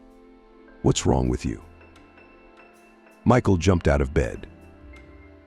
I was at a club with some friends, and then Ethan gave me some pills and said it would be cool. I felt really bad, I just came to my senses. I think I'm dying, Edith said in a weak voice. So listen to me carefully, daughter. I'll be there very soon. Don't go anywhere, and don't move, Michael said. The noise woke Oliver up. What happened? Who was that? She asked in her sleep. Darling, I was going to ask you why our daughter goes clubbing at 5 a.m. And you didn't even know, or did you know? Michael asked in a stern voice. I didn't let her go anywhere. She's supposed to be home. Oliver was stunned. And when she found out what her daughter had said on the phone, she also went with her husband in a hurry. When the parents arrived, Edith was actually in some utility room of the club. The guard took pity on her and did not put her out on the street, pale and barely speaking. Their daughter was brought home by her parents the morning Isabella arrived. The family scandal was in full swing. Oliver, honey, you don't really have anything else to do but raise our children. How come our teenage daughter is doing drugs at the club? And you don't even know? Michael fretted. Actually, it's your daughter too. Do you think I enjoy seeing her like this? Oliver objected. You're going to be responsible for her every move from now on. She shouldn't have been allowed to go to those club parties in the first place. Edith should be under strict control now, before she completely screws up her destiny, Michael shouted. Michael, I have no idea how I'm going to control her. First of all, your daughter doesn't listen to me at all. Second, even I alone don't have the strength to deal with her many friends. And there are even grown-up kids among them, so you have to intervene, Oliver said. Of course I'm going to get involved, honey. I'm not saying I don't care. I'm just saying you should pay more attention just because you're home more than I am. Otherwise, of course, I'm going to take care of all the messes I've made. You do realize that these friends aren't just going to go away. If this is not the first time your daughter has taken these pills, considering that she will need a long treatment in a clinic, and then it will take just as long to rehabilitate her. I understand all of this, and I'm going to avoid responsibility, Michael repeated. Finally, hearing the first family quarrels of the year, Isabella smirked to herself. Things were not as prosperous as the Brown family had fantasized about themselves. Edith did not regain consciousness until near evening that day. Isabella knew this when she heard screams on the second floor in Edith's room. She and Leslie went to Oliver's room to keep abreast of what was happening. Mother, I shall die if you don't let me go now, begged Edith. You're not going anywhere else. You're not going anywhere else. If this is really only the second time, otherwise your father and I will have to send you to the clinic, Oliver yelled at her. Do whatever you want, but only later, and now I might even jump you. I can't control it. I'm bursting inside. Mom, please, just for half an hour, I'm not going anywhere. They'll bring me a pill and I'll come straight home, Edith begged. Oliver repeated her words one last time. Then she slammed the door shut and walked out of the kitchen. Isabella decided to signal Ethan that he was doing the right thing. She sent him a thumbs-up symbol on the phone. Ethan responded by sending a question mark. Isabella had time to answer his voice. "I'll tell you when I see you, but you're doing great. Way to go." "Keep it up," she said, and then she heard Oliver screaming again. "Help me. She's dead. My daughter. She's dead." Oliver screamed as she ran out of the house. Isabella ran after her and realized that events had taken an unexpected turn. Edith was lying on the pavement beneath the window, screaming in pain. How did she get there? Isabella was horrified. She wanted to jump to her friends, reaching for another dose of drugs. "Isabella, please help me get her inside. If Michael sees all this, he's going to have a heart attack," Oliver said, lifting her good daughter off the ground. Her shouting and swearing frightened Leslie, and she started crying at home too. The argument between mother and daughter turned into a fight. Isabella heard only the rumble of falling objects in the room. She herself took Leslie and went outside to calm the girl. Michael was still late for work. Isabella realized that today was the perfect occasion to slip some women's underwear into his pocket, so that the spark in the family would turn into a big fire, and so that every member of her daughter's murderer's family would blaze, living like Christ behind Christ's back, while her Abbai had long since become food for insects and worms. When at last the screams from the house stopped, Isabella went back into the house with Leslie. Oliver was sitting in the kitchen, crying. "Isabella, you will forgive me, please. I have involved you in all this too. You mustn't have seen it, but I couldn't have dealt with Edith alone," she said. Isabella had nothing to say now, so she just shrugged. At that moment, Pavel came home from work. "But you hang in there." "I have to go for the day," Isabella said, and hurried toward the exit. Oliver nodded her head. She didn't have the energy to see her nanny off and close the door behind her. Isabella had noticed that. "You don't have to walk me out. I'll close the door myself. Have patience with me," she said to Oliver, gently stroked her shoulder, and headed for the exit. In the hallway, she tried not to miss the perfect moment when no one could see. She succeeded. The other man's underwear was in the inside pocket of Paul's jacket, and then Isabella quickly left the house. Chapter 8. Today, the Brown family was getting ready for the holiday. Everyone was sad, but they were getting ready to celebrate Oliver's birthday. Isabella only found out about it when she came to babysit Leslie. "No mood." Oliver sighed. "We'll just have to celebrate formally, so the kids won't be traumatized by our scandals," she added. Isabella waited curiously to hear the reason for the conversation, but Oliver seemed shy about it. Then she decided to proceed in another way. "Oliver, you and Michael are such a wonderful couple, and the children are just beautiful to look at, if you don't count the temporary difficulties and resentments you've had," Isabella said. "Yes, are you sure everything on the inside is exactly as it looks on the inside too?" "Yes, everything was fine, until recently I was told that this is not always the case. I always refused to believe it, and now you can imagine. It's so bittersweet to realize that those people were right to warn me. I would never have believed that my well-mannered and gentle daughter would be led to drugs in questionable company. I never even dreamed that my husband would cheat on me, but all of this is already happening within the walls." Isabella realized that the laundry technique had finally worked. "Are you sure he's cheating? Maybe you shouldn't jump to conclusions on your own," she asked.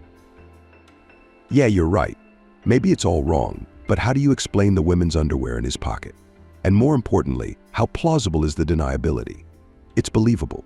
I've long suspected him of cheating, the lipstick on his shirt, the perfume. There's no such thing as coincidence." Oliver objected. "You know, I thought from the beginning that your Michael wasn't telling me the truth.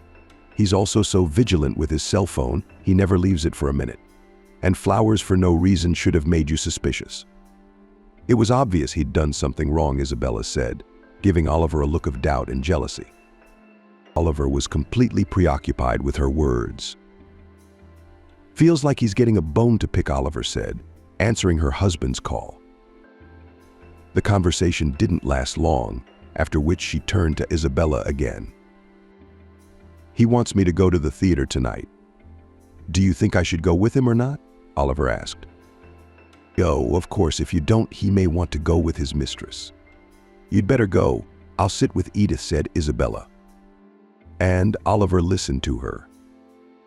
That afternoon, Isabella took the opportunity to congratulate Oliver, too. As soon as she left her room, Isabella snuck over to Leslie's dressing table on the pretense of finding Leslie's toy. She picked up a bubble of eye cream in advance, opened it, and capsuled a couple drops of the liquid from her bubble, which she always had with her. Then screwed the lid back on, as it were, and quietly turned her attention to Edith. That night, leaving Brown's house, Isabella realized that she was tired of waiting for the right moment for revenge. The more she interacted with the members of this family, the more she was convinced that they deserved to die. Each time, they amaze her with their calmness and humanity. Isabella, on the other hand, finds the whole thing to be a sweet play for saints, and she finds it very annoying. With such thoughts, she once again filled up on a lot of sweet and fatty food to forget until morning. But the evening had its own plans for her. Well, I finally found you. I can't get a hold of you. Isabella turned around and saw William, whom she had recently met on the playground at the mall. That one was a handsome and gallant man, but Isabella immediately decided then that she wouldn't feed the good man's hopes, because it was still unknown how her revenge would end, and she didn't want to implicate anyone but Ethan, who also deserved his own lessons from life. What did you want? I'm tired. I want to rest, Isabella said, not wanting to continue talking to him. And I was just guessing you were tired. Let's go out. I know a quiet, cozy place, and the food is good. I just want you to get away for a while, William said. I don't need to be patronized, and please stop paying attention. I don't have time for this now, and I don't think I'll have time for it later, Maria said, and was about to leave, but William grabbed her arm. Because of my daughter's death. I understand. I just want you to smile and be happy.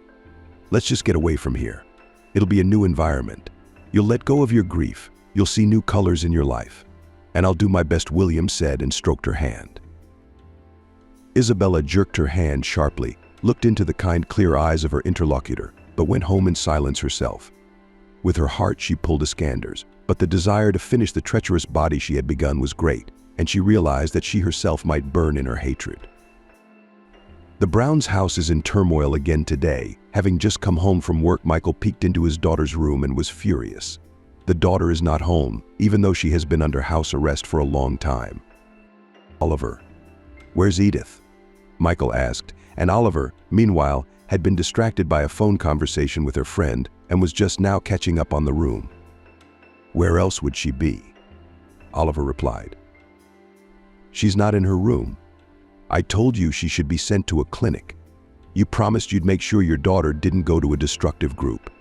And what's the bottom line? Michael was indignant. How the hell did she do that? I mean, the door was locked and I have the keys? Oliver wondered. Isabella overheard the conversation and decided to insert her 5 cents to heat up the scandal even more. She went out the window. Oliver, I wanted to tell you right away, but you were busy on the phone, she said, hiding the fact that she herself had helped her escape from the house in Ethan's company. God, give me the strength to deal with this. Michael, I think we should find her and send her to the clinic, Oliver said. That's wonderful, dear.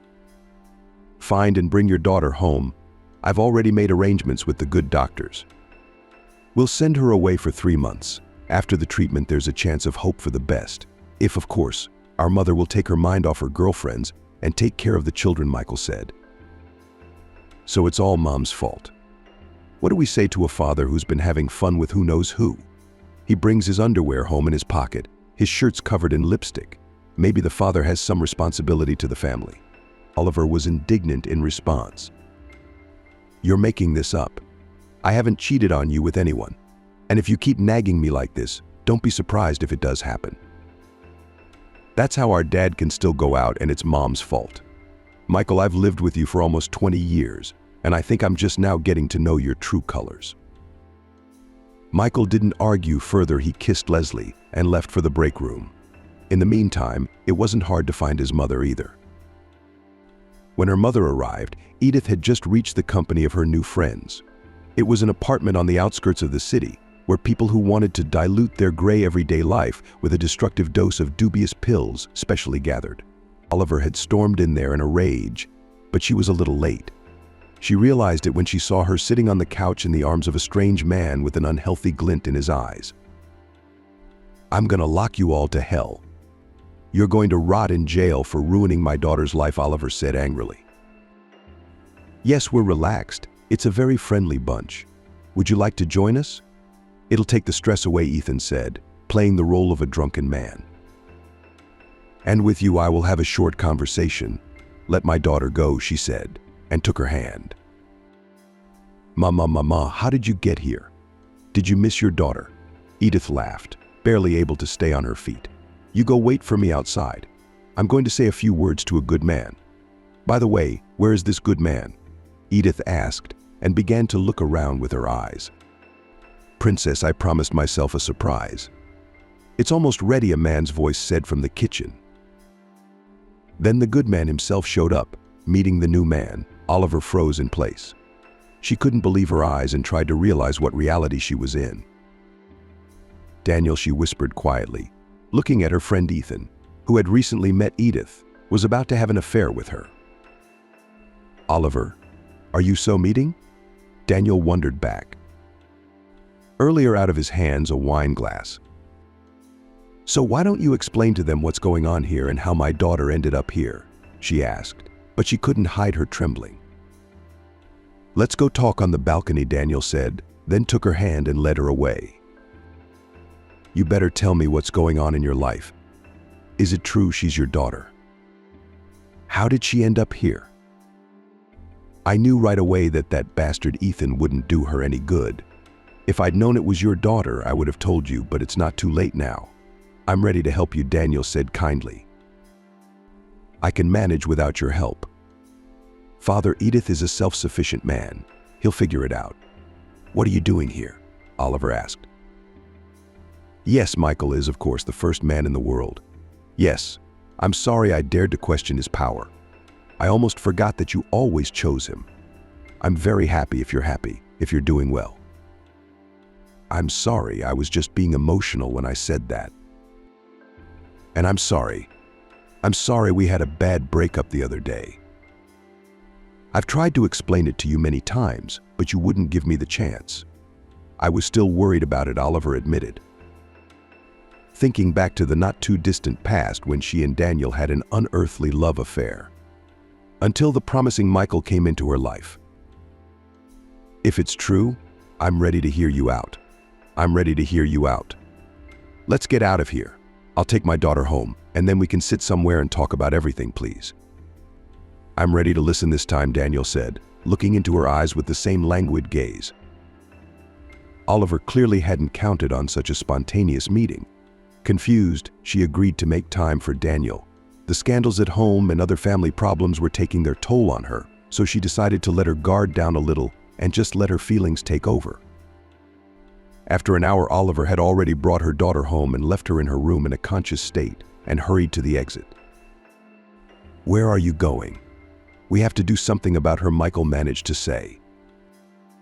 "Not today. I have a doctor's appointment tomorrow. I need to deal with her questionable friends. I'll be right back," Oliver said, and left without looking back. By then, Daniel had already made reservations at the restaurant and Oliver was waiting. Only Ethan wasn't having fun on the phone, trying to get through to his friend.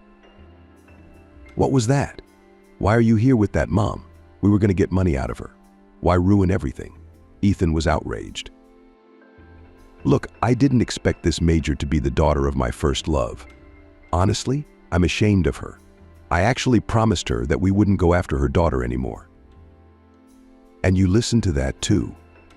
I will not allow my favorite woman's daughter to be hurt. Damn it. Danielle, I'm giving you 2 days to think about it. In that time, you can talk to your love. But don't interfere with my plans or you'll suffer. It's a matter of principle. I've already invested a lot of time and effort to get even with this family. Don't you dare ruin it," Ethan insisted. Daniel realized that Ethan wasn't going to give up his position, so he fake agreed with him. But in fact, he'd long ago gone over to Oliver's side, who was rushing over to him right now with a twinkle in her eye. "Are you happy with him?" he asked at the table. Oliver hesitated. "So it's not that smooth. Maybe you and I have a chance to start over?" Daniel asked. "I don't know, I'm confused. I always thought our marriage was strong, that Michael loved me, and it all started with the accident at the crossroads," Oliver said. "What kind of accident?"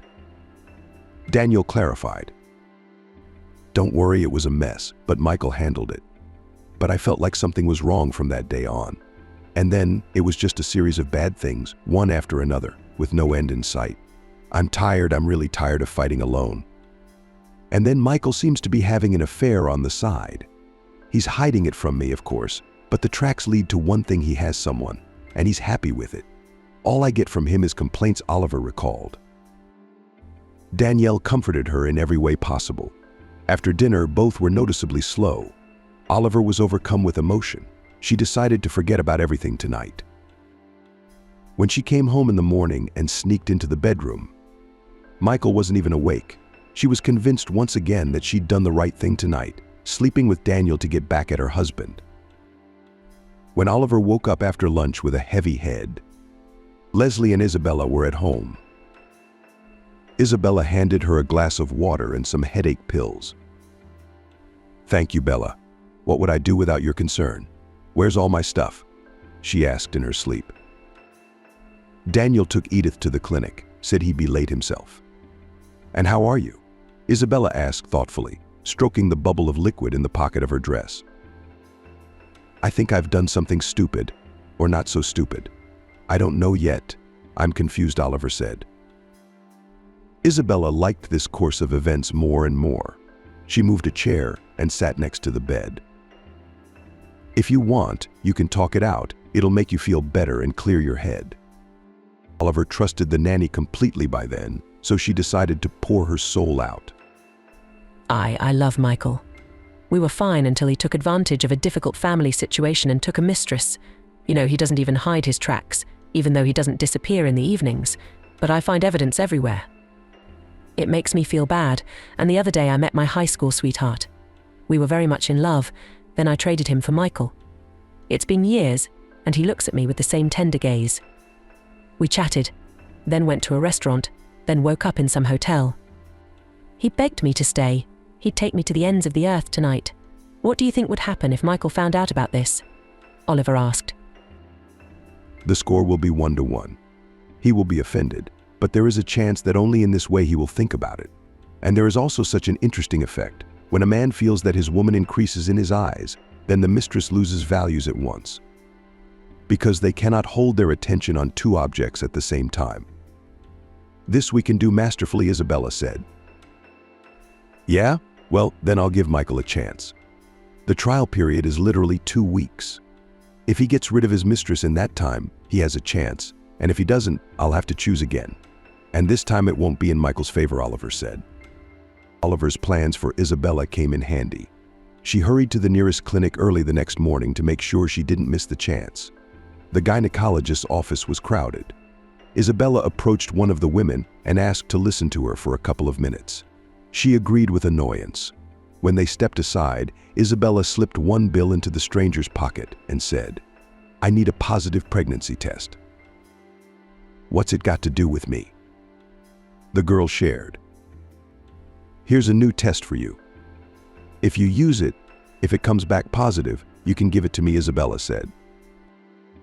"What do we women think of? What do we think of? Do you need to punish or scare someone?" smiled the girl. "And both." "I'm waiting," Isabella said, holding out a packaged pregnancy test.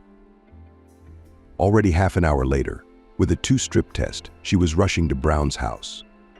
Oliver was on the edge of a marital crisis. The test in Michael's shirt pocket had to be the last straw. "I haven't started my plan yet," Isabella grinned once again and fiddled with the bubble of liquid in her bag. Isabella's new day began with a tearful phone call to Leslie. "I'm home alone, and everyone's gone. I'm scared." Hearing the little girl's voice, Isabella hurried over to her. The only reason she was still procrastinating on her revenge plan was because of Leslie. From the first days of their acquaintance, Isabella had genuinely grown fond of the little girl. Her sweet habits of a tendency to take offense, of pouring out her intolerance for loneliness, her vulnerability of honesty, her purity of heart. One and the same resembled Abby at her age. This was all happening to Abby just a couple years ago. At that point, Isabella was just beginning to realize that her daughter was a separate person with her own facets. Abby seemed like her own infinitely improved version of herself. She looked at her daughter and marveled at herself, at her happiness, and now all of that is gone. But at least there's another example to help her sink back into those all-encompassing feelings. Isabella realized that even if she poisoned the entire Brown family, she could not harm Leslie. True, once the plan was realized, that sweet girl would be miserable for life. But what if she shares her misery with Isabella? There's every chance of that. What thoughts have occupied Isabella's mind over the past months? In the end, things had worked out in such a way that it seemed more pleasant for her to stay closer to Leslie than to take revenge on her daughter's murderer. But that wasn't her final decision yet. Isabella reached the house. Leslie ran toward her. Mommy and Daddy had another fight. Mom left first, and then Dad got a call to go to work, and he said you'd be here soon, and then he left. I was scared, the girl said, and pressed herself against Isabella. She loved the girl, clasped her to her heart. Leslie, I promise you, nothing bad is going to happen to you. You have me. I'll always be there for you, I promise. Do you believe me? She asked, looking into the bottomless eyes of a child. I do. Please, just don't go, Leslie replied and hugged her tightly. Chapter 10. And in the evening, the family was in for another change. Michael came home early from work. Next to him was a beautiful older woman. This is my mom, Harper, the theater prima donna. Maybe you've heard of her? Michael said. Leslie jumped into her grandmother's arms. All evening she was happy, and her grandmother decided to spoil her, so she asked the girl for the evening to take her to the children's entertainment center. Isabella realized that her work day was winding down today. Michael asked her to stay late as she got ready to leave. Something wrong? She asked. It's all right. Don't worry, Isabella. I just wanted to talk. Things haven't been going well lately, as you can see. It was another favorable turn for Isabella. She sat down opposite him and said, You mean Edith? How is she? What did the doctors say? The doctors said it wasn't a severe case, a couple months of treatment, and she'd be fine. They suggested a high-security ward, but I thought that would be too much for my daughter. She's in a regular room, and people close to her are allowed to visit, Michael said. That's good. I think it's better if you don't make eye contact with her for a while, because that's when the therapists work with her. The reactions can be violent. You will only get a new dose of resentment and anger from the daughter. But then it will get easier. Thank you. I'll keep that in mind. It's been resolved, but the consequences of her antics have been unbearable for our family. By the way, I brought my mom into the house because Oliver left me. I'm hoping she did it under stress, so she'll come to her senses soon. I think maybe she should be alone. What do you think? Michael asked. What's going to happen to Leslie? Wouldn't she take her? Isabella was afraid. No, I'm not giving Leslie away under any circumstances. No, Grandma Harper will be with her in the evenings. I think they'll get along. My mom's a wonderful woman, Michael said, his eyes lighting up. I've noticed that. I have some thoughts about Oliver, but I don't know if it's the right thing to say. Isabella looked thoughtful. Michael stared at her questioningly. She told me long ago that a very strong love from her past had reappeared in her life. From my observations, she was not averse to rekindling their relationship. Please, cried the girl. She didn't have enough strength to drag this woman into the entrance, but no one could help. The streets were deserted. Selena didn't understand why she was doing this. It was just the first thing that came to mind. She put into action. She made one last push, and already the woman was outside the threshold of the entrance. You stink. The girl plucked her nose and wrinkled her nose. She got up and went home. How long am I going to wait for you? Jack shouted to his buddies. "Where are you always in a hurry?" The guys were just putting on their leather jackets and blazers. "I don't like to be late." He stood by the car and stared at the wheels. "Nobody's late for anything." Billy came out to him. They had a jammed arrow today. They needed to keep their faces on the ground. "How many?" asked Jack about the number of people his friends had pulled up. 40 men, one of them shouted. "That's enough." He spat and got into the car. It wasn't the first time they'd been together, so they knew what was going to happen. They drove up to a large warehouse. No one was there yet. They started to look around. Not a couple minutes later, cars came from both sides, shooting. "Ah!" Jack fell to the ground. He grabbed his shoulder. He just couldn't feel it. "How? Hey," fell down next to him to take cover behind a car, buddy. "I'll live." He pulled a gun from behind his belt. The fight was not for life. Many of them just did not come out of it alive. "Get to the cars," the man in charge shouted. But Sam looked in the direction of the enemy. "I said to the cars, then we'll deal with these creeps." He turned and looked at the asphalt, where several lifeless bodies lay. Everyone in the car was silent. No one wanted to talk about what had happened. One thing was clear: there was no need to ever rush into anything. Those guys were saved by the effect of surprise. They saw where and how Jack's men were standing. "To the restaurant," the young man said sharply to the driver. They turned, stopped in front of a beautiful building. Jack got out of the car. His cronies followed him. Quiet music was playing in the room. No one was there.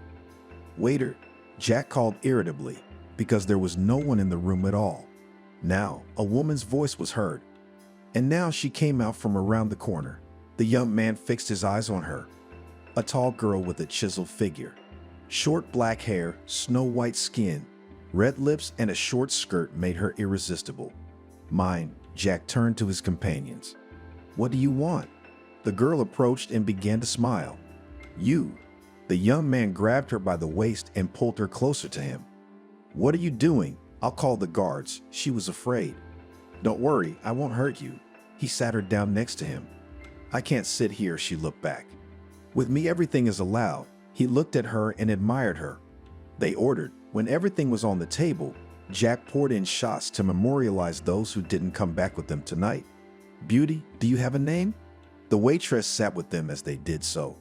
"Inga," she said, looked at him and smiled. "What a beautiful name, and I'm Jack. I feel like you and I were made for each other." He nuzzled his nose into her neck. "I think you have to know a person a little bit to say that," she coquetted. "I don't need anything. I can see everything." He pressed himself against her again. Inge liked that kind of treatment. She had wanted someone to like her for a long time. Today was her first shift at the restaurant, and such luck. They sat at the table until the evening, and then Jack stood up and held out his hand to Inge. "Are you with me?" he asked. "If he says that, he's not asking about tonight. He's asking about forever," whispered someone behind Inge. "Yes," she gave him her hand and got up from her seat. He nodded his head. That meant no one was getting in the car with him. The two of them went there alone. The girl looked out the window. They drove past various stores and other storefronts. It seemed to her that this man would do anything for her. She would be happy in this life. Jack was generous. He spared nothing for his girl, buying clothes, flowers, gold, anything she wanted. Inga didn't know what he did, but it didn't matter to her. She simply idolized her young man. "Does it hurt?" She approached him when he entered the apartment. "Go away," he could have snapped at her, but Inga didn't notice it. Let it pass her ears.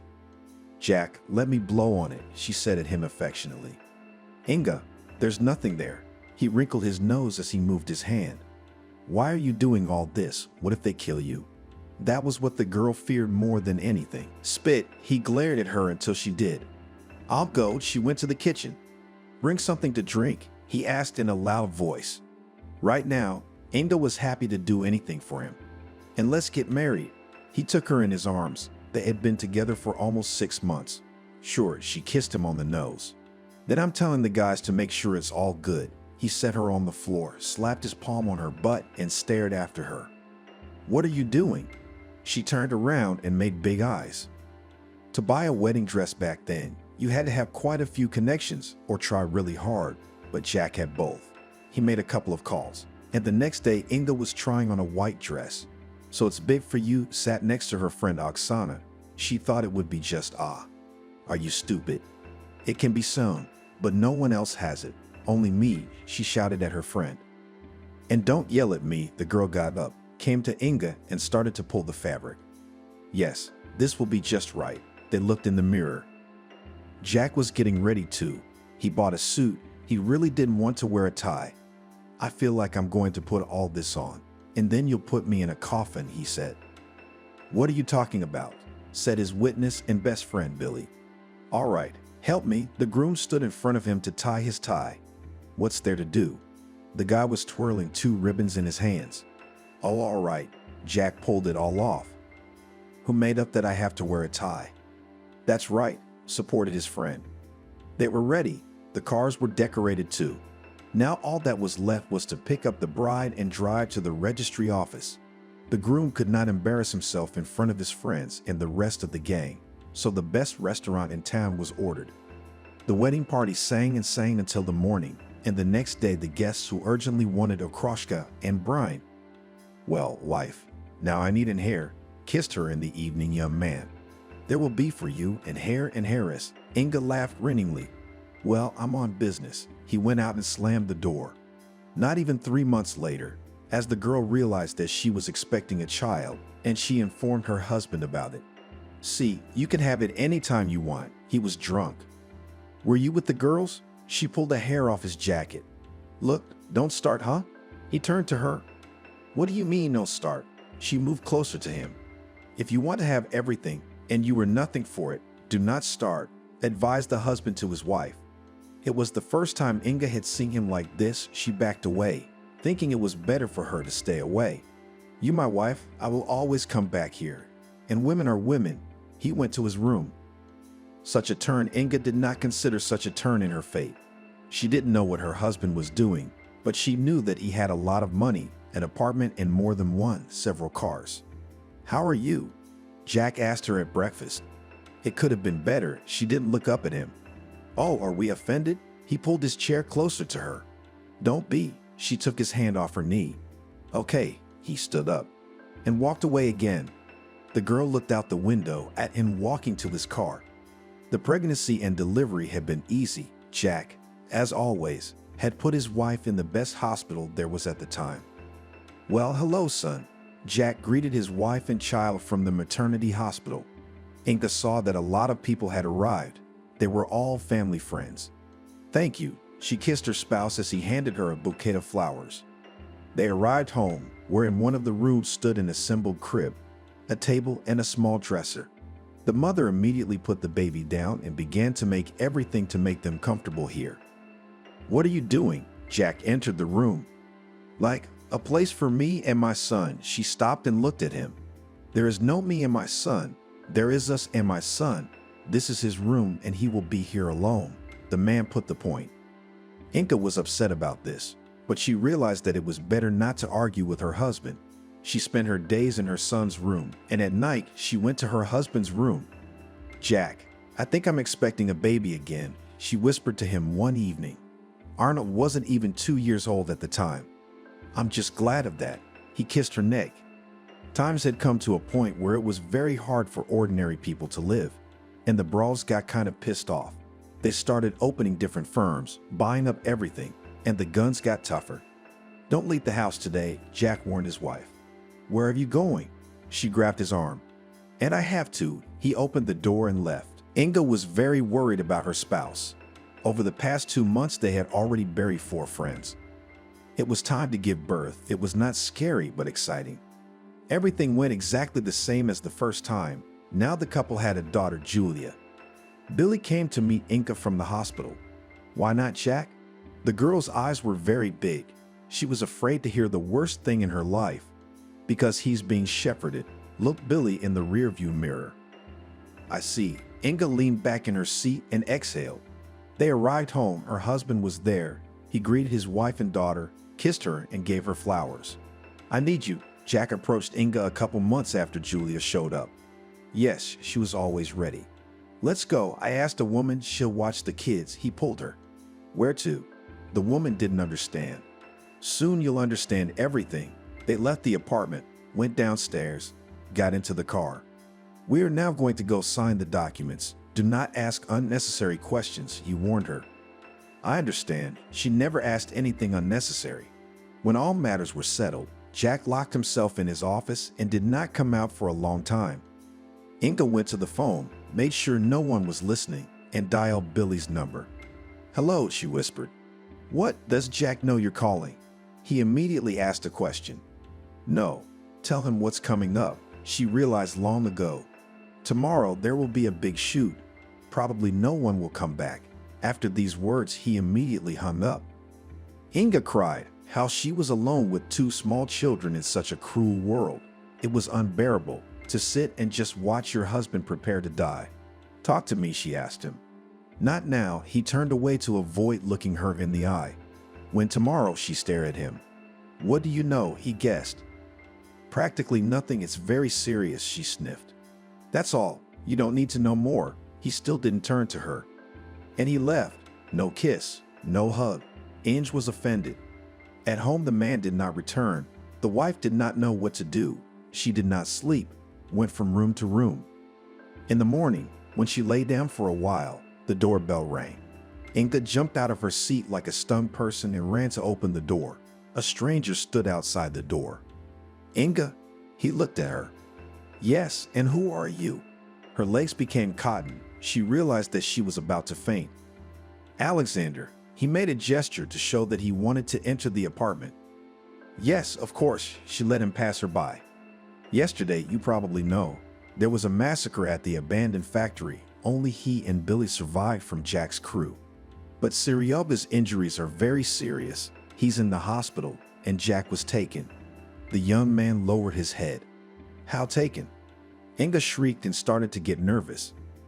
I don't know the details. I was only told to tell you about it. He left the apartment, went down the stairs and left, and the woman remained standing in the hallway. She went into the room to the children. Arnold was 6 and Julia was 3. She sat down on the couch that stood there, tears streaming from her eyes. Why hadn't he bothered to protect herself? Why had he let this happen? Mommy, what's wrong? Her daughter sat up next to her. Everything is fine, sleep. She looked at Arnold. He frowned and did not want to talk to anyone about anything. Inga waited for the trial and what would be assigned to her husband. The sentence was cruel, but the lawyers tried. They managed to reduce the sentence by 6 years. Jack had only 9 years left to serve. Don't cry. One of the wives of those who died pressed Inga to her breast. 9 years, she told herself. Inga, pull yourself together. The woman slapped her. What? She grabbed her face. Nothing. My husband died. I have children at home and everything else, and you are killing yourself, she shouted at the whole corridor. I'm sorry. She didn't know what else to say. She returned home. Nothing was interesting. The children came. She fed them, did laundry, cleaned up, did everything else. She was in no mood. Hello, she came to the phone in the evening. It had been 3 years since Jack had had his trial. You didn't wake her up? Billy called her. No, just put the kids to bed. She lied. Of course, she'd been asleep for a while. Can I come over to your place? Why are you avoiding it? Asked the guy. Okay. The girl finally gave in. To be honest, she liked this guy since the first time they met, but she'd never told anyone about it. If Jack chose her, she'd stay with him. She'd never been alone with Billy because she was afraid of herself. But now, he'd asked to come over.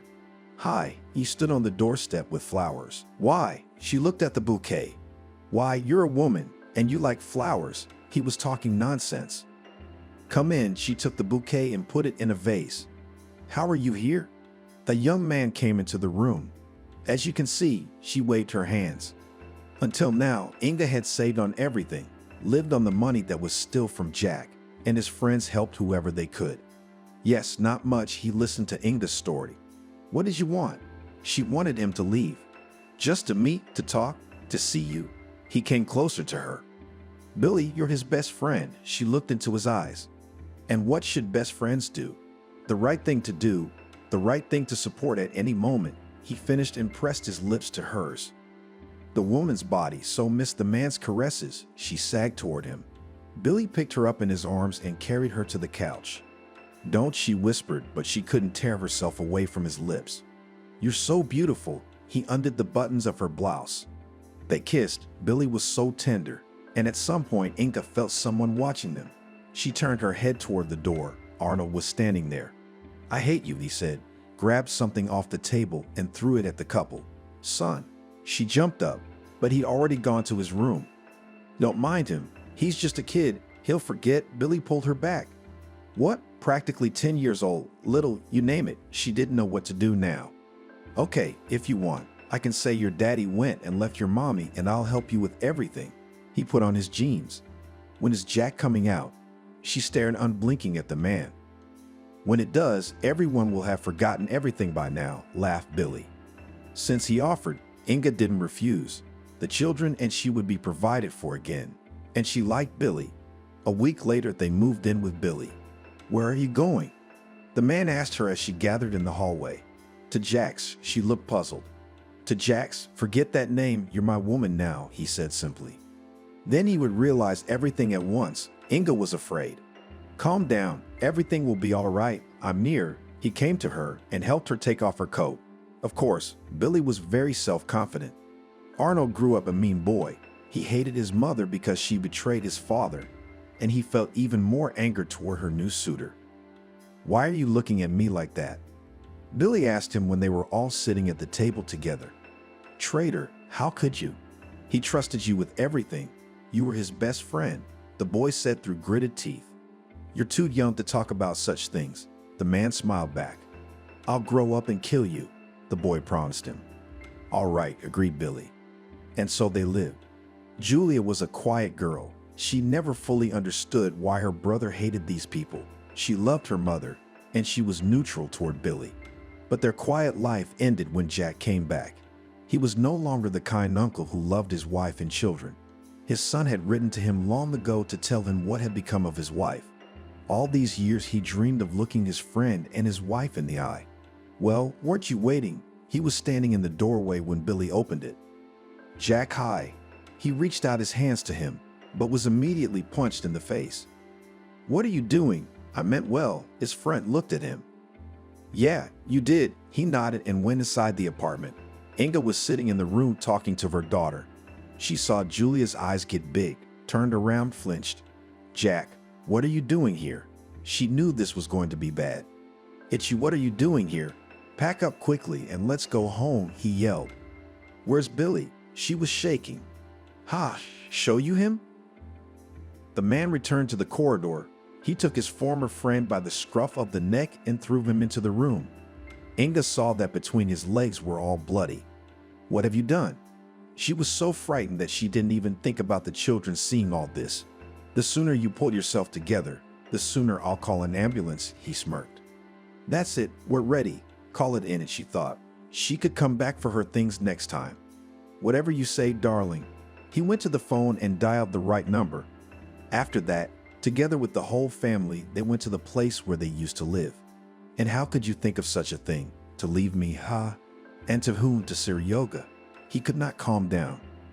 "Jack, I'm sorry. I thought it would be better for the kids." She lowered her head. "Trust me, no one will be better off now." He laughed again. They arrived. They got out of the car. Inga could see people walking by. She wanted to shout for them to stop and help her, but there was no way to do it. "Daddy, how glad I am that you came." Arnold did not leave him. "Yes, son, but I'm not very glad." He turned his head toward his wife. She was standing by the mirror. "What are you looking at?" He shouted sharply. "What are you doing?" She turned around and didn't understand. He hit her on the back of the head with force. She banged her face against the mirror, shattering it. Those were her first scars. "Arnold, call an ambulance," she begged her son. You call it." He stood watching his mother bleed to death. Why are you so angry?" She was crying. She was hurt and offended by everything that was happening. Inga saw that her daughter was dialing a number. A few minutes later, their doorbell rang. The doctors were horrified at what had become of the woman's face, but she didn't say who had done it. "Slipped on the floor and fell," she told the medic. "Yes," she nodded. "How bad?" She looked up at the medic. "Badly," he nodded. "Scars." Tears came to her eyes again. "There will be." The medic didn't hide it. She returned home with a bandaged face. Julia came to her. She sat next to her mom and stroked her arm. "What, Mommy, are you paying for your mistakes?" Arnold stood in the doorway. "What did I ever do to you?" She didn't understand. It hurt to speak, so she turned away and didn't want to say or hear anything else. Jack was busy again with some business. His capital had already increased during the time he had been in the out-of-the-way places, and now they were increasing. He was buying apartments, renting them out, cars, reselling them, whatever he could get his hands on. "Why do you put up with all this? Get away from him," Julia said, when the years of school were coming to an end. "Do you think he'd let me do that?" The woman's body was a wreck. Her husband did nothing but beat her, beating her, tearing her skin, putting out cigarette butts on her legs, back, and neck. Inga cried, but it didn't help. She endured. Julia felt sorry for her mom, but there was nothing she could do either.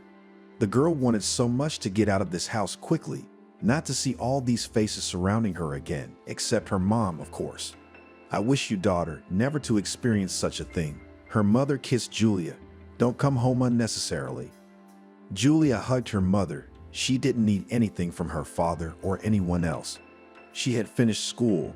Now she was about to enroll. She wasn't going home. Arnold never left his father's side for a minute. When he felt his shoulder next to him, he was so arrogant and cocky. When the man wasn't around, he was silent all the time. "We should change the car." He hinted to his father that he needed a new car. "I'll take care of it myself." The man stopped him. In the evening, when the table was set, the two of them sat at it. Inga did not come out. "Why do you put up with her?" Arnold asked Jack. "Don't you know?" The man was very surprised, for he knew that his son stuck his nose in everywhere he could. "Believe me, no," thought he. "So for love," bit off a piece of meat the young man. "You saw her, what love, and what a beauty she was." The man savored these words. "So why?" The boy kept up. "Then, when the hunt for me began, I signed everything over to your mother, so that I had nothing to take from me. It's a good thing she didn't know what she was signing to, or they'd have ripped me off with Billy," he said, his jowls moving. "I can see why you're so fond of her." Arnold got up from the table. He'd been out a lot lately, traveling to different parties. He didn't arrive alone this morning. "Dad, meet Diana." He introduced the girl. "For an hour or all day?" Mickey asked. "You what? This is my girlfriend," said the son, offended. "Ah, well, if it's a girl, then come in." He pointed to the sofa, which stood in the living room. Diana got acquainted with the mother of her young man. Oh, she came out of the bathroom when Inga was walking down the hall. "Don't be afraid," said the woman in a hoarse voice. "What's wrong with you?" Diana looked at her. "Husband and son tried," she said openly. "God," the girl even lost the power of speech. "Think many times before becoming his wife," Inga warned her. "Excuse me," she went to her room. Slava liked that he now had a girlfriend. He spent a lot of time with her, wanted her to be his wife, but also that it was very early to propose to her. "Arnold, why don't we go for a walk today?" Diana chirped cheerfully. "Okay, we'll go for a walk, just a little later." He didn't want to go anywhere, just to lie on the bed with her. "All right, suit yourself, then I'll go." She already wanted to leave the room, but Arnold didn't let her. He threw a slipper and the doors closed. "You're not going anywhere. I told you later." He looked at her and got angry. "Slavashka, what are you doing?" Diana was scared. "Nothing, Diana," he mocked her. She walked over and sat down on the bed next to the guy. He grabbed her arm and pulled her to him with a sharp pull. "It hurts," she wrinkled her nose. "Me too." He started kissing her. Diana did not push him away. On the contrary, she began to reciprocate. The girl realized that one wrong action and he would just throw her to the trash. "Hello, can I sit here?" The girl came to Inga's room. "Did you hit her?" she guessed. "No, just a fight." The girl averted her eyes. "Yes, I know how he quarrels," sighed the woman. They sat in the room for a few minutes in silence. "What am I to do?" asked Diana at last. "Nothing, run or endure for the rest of your life." She pointed with her hand to her face. After that, the woman and Inga began to communicate well. "Arnold proposed to me," she showed me the ring. "You'd be a fool to marry him," the mother said quite seriously. But I love your son, she said confusedly. Yes, I thought I did too. Inga smiled a little. Will you help me prepare for the gala? She'd hoped for the woman's support. Of course, the woman never refused anyone. But the next day Arnold announced that there would be no celebration. They would just get married and sit here as a family. Would we invite Inga? The bride was sure of it. Of course not. The son wrinkled his nose.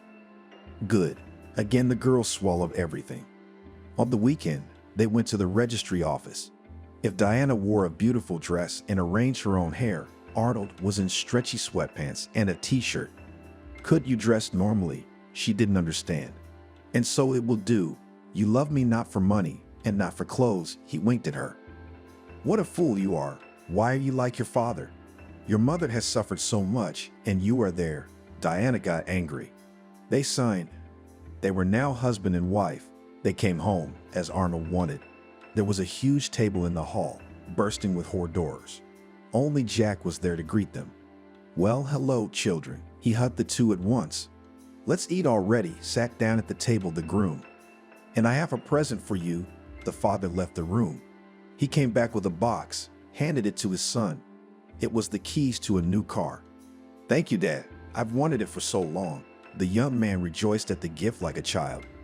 Diana looked at the two relatives and waited for something to be given to her. But it turned out that there were no more presents. It was a shame. In the evening, she went to Inga's room and took some cake to treat her. Thank you, my daughter. But in the morning, you'll realize what kind of husband you've chosen for yourself, the woman said. No, we'll be fine, the girl assured her. Yes, the woman stood and nodded. She knew her son better than anyone and what he was capable of. I can't even imagine that your own son could do this to you, Diana told the woman. Believe me, he may not have done much physically, but mentally he was killing me to the point where I just wanted to lie down and do nothing else. Inga turned away to the window. Perhaps she could cry now, if there were still tears left. As Diana said goodbye to her, she left the room. The girl had no idea that all the things she had said today were to be experienced by her. Where have you been? She entered the room and heard the voice of her drunken husband. Arnold, what are you doing? She came up to him like a pussycat. What? That's what he hit her in the face. She flew right back to the door. The girl was lying there, looking at the young man with frightened eyes. What do you think you're doing? She started to get up, but he wouldn't let her. You went to see her, didn't you? Do you want to become like her? Only I turn away, immediately to my friend you will go away. Stood over her and spoke haughtily. What friend? You don't even have any friends. Diana didn't understand anything. No friends. Again she received a blow in the side. Soon will appear. Do not worry. And now go, wash up, and go to bed. I'm tired. Diana stood under the hot shower. Tears flowed down her cheeks. She didn't know what to do now. Inga was right when she said he was like that. Why did she take this step? Why did she marry him? Why did she pretend to some riches? And life, what about it? She couldn't stay in that shower forever. She had to get out at some point anyway. And Diana was out of there. Arnold was already asleep on the bed. She breathed a sigh of relief and laid down next to him. In the morning, he got up as if nothing had happened, kissed his wife, and told her that they were going down for breakfast together now. She couldn't bear to look at him. Right after breakfast, she went to her mother-in-law's house again. Oh, did my predictions come true? She looked at the girl's lip. Yes, you were right. He was drunk last night, and everything happened as you said. Diana is ashamed to admit it. Inga came up to her, pressed her against her, stroked her head. At that moment, the door opened. On the threshold stood the son. What are you? What are you teaching her here? Shouted at his mother Arnold. It's time for you to calm down. I'm not teaching anyone anything, and I myself did nothing wrong. I only wanted you and Julia to be happy, she told him in a calm voice. He grabbed her by the hair and pushed her. Her mother fell down. She didn't want to get up because she knew that this blow would be followed by another one. Arnold grabbed his wife's hand and they left that room. Inga got up. She didn't know what to do, so she went to her husband's office. Jack, can I come in? She asked at the door. What do you want? He looked at her sideways. I want to talk to you. She sat down in the chair across from him. Talk. No one's stopping you, he told her in a rough voice. Why do you keep me here? Let me go, you are doing well. Why do you need me here in this house? The woman did not understand. Why, and you still don't understand why I keep you here. And he told her all about the documents and the money. I'll rewrite it all back, she said. No, darling, I don't want to lose everything I've worked so hard for, he laughed in her face. Am I to suffer with you for the rest of my life? So I will do it all before, without your help. She abruptly turned around and went to the exit. Come on, you'll only make our lives easier, her husband said to her. She ran down the steps and cried. She would never wish such a fate as hers on anyone. In her room, she opened the closet, took out a sash, tied it to the radiator. And the worst part was that she didn't have the fortitude to do it to herself. She sat down helplessly by that radiator and cried in her voice. In the evening, when father and son were conferring in his study, Diana came to her again. Why did you come here again? Didn't you get enough of it last time? I'm quiet. They are in a meeting in the office. She pressed her finger to her lips. At that moment, the girl's eyes slid to the floor. She saw the belt. Go. Her mother-in-law pushed her towards the door. You what? She stared at Inga. Nothing. Didn't have the guts, the woman admitted. Diana walked out of her room, eyes widened. She imagined what could happen now. Would she have to suffer the same way for the rest of her life? The girl cried for the first time in this house just for fun, out of thought. She went out into the garden, where it was very beautiful. Arnold joined her a few minutes later. Where are you going? He asked casually. Nowhere, I just decided to walk here. She looked at the green bushes. If you go anywhere without my knowledge, you'll be fine, he said knowingly. Arnold, I don't want to be your wife anymore. She looked at him pleadingly. Why not? You've been pleasing me, all to get me to propose. And now what's happened? He made a perplexed face. Let me go, please. She put her hands together. As soon as I get bored of you, you'll go straight to all four sides. He turned around and went into the house. Fool, Diana said to herself and followed her husband. After that, further married life consisted of one thing. He came home. Diane slept with him. She was no good for anything else, according to Arnold. When there was no one else in the house, he and Inga would gather in the kitchen. They might even drink wine and gossip. But that was very rare. Usually both of them were in their rooms. Julia was by this time well into her studies. She knew that she could only rely on herself, so she had to get a profession. Did you get in? Asked her friend, whom they had met on the train on their way here. I don't know. Julia stood with her back to the board where the results were hanging. Girlfriend, I congratulate you. And I got in just to another college. It's across the street. She pointed her finger at the building. At this point, Julia was finally able to tune in and turned around. She had indeed gotten in. Shall we celebrate? Nika pressed her. Okay, just not tonight. I have a headache, she complained. Well, how boring you are, took offense girlfriend. Tomorrow or at the weekend we'll go somewhere, Julia said. Aren't you going home? Nika asked. No. I don't want to talk to my parents, the girl confessed. I see, but I'm going. So it's not fate. They laughed together. Julia did not want to shirk her studies. She chose the profession herself. She entered it herself, and now she wanted to finish it herself.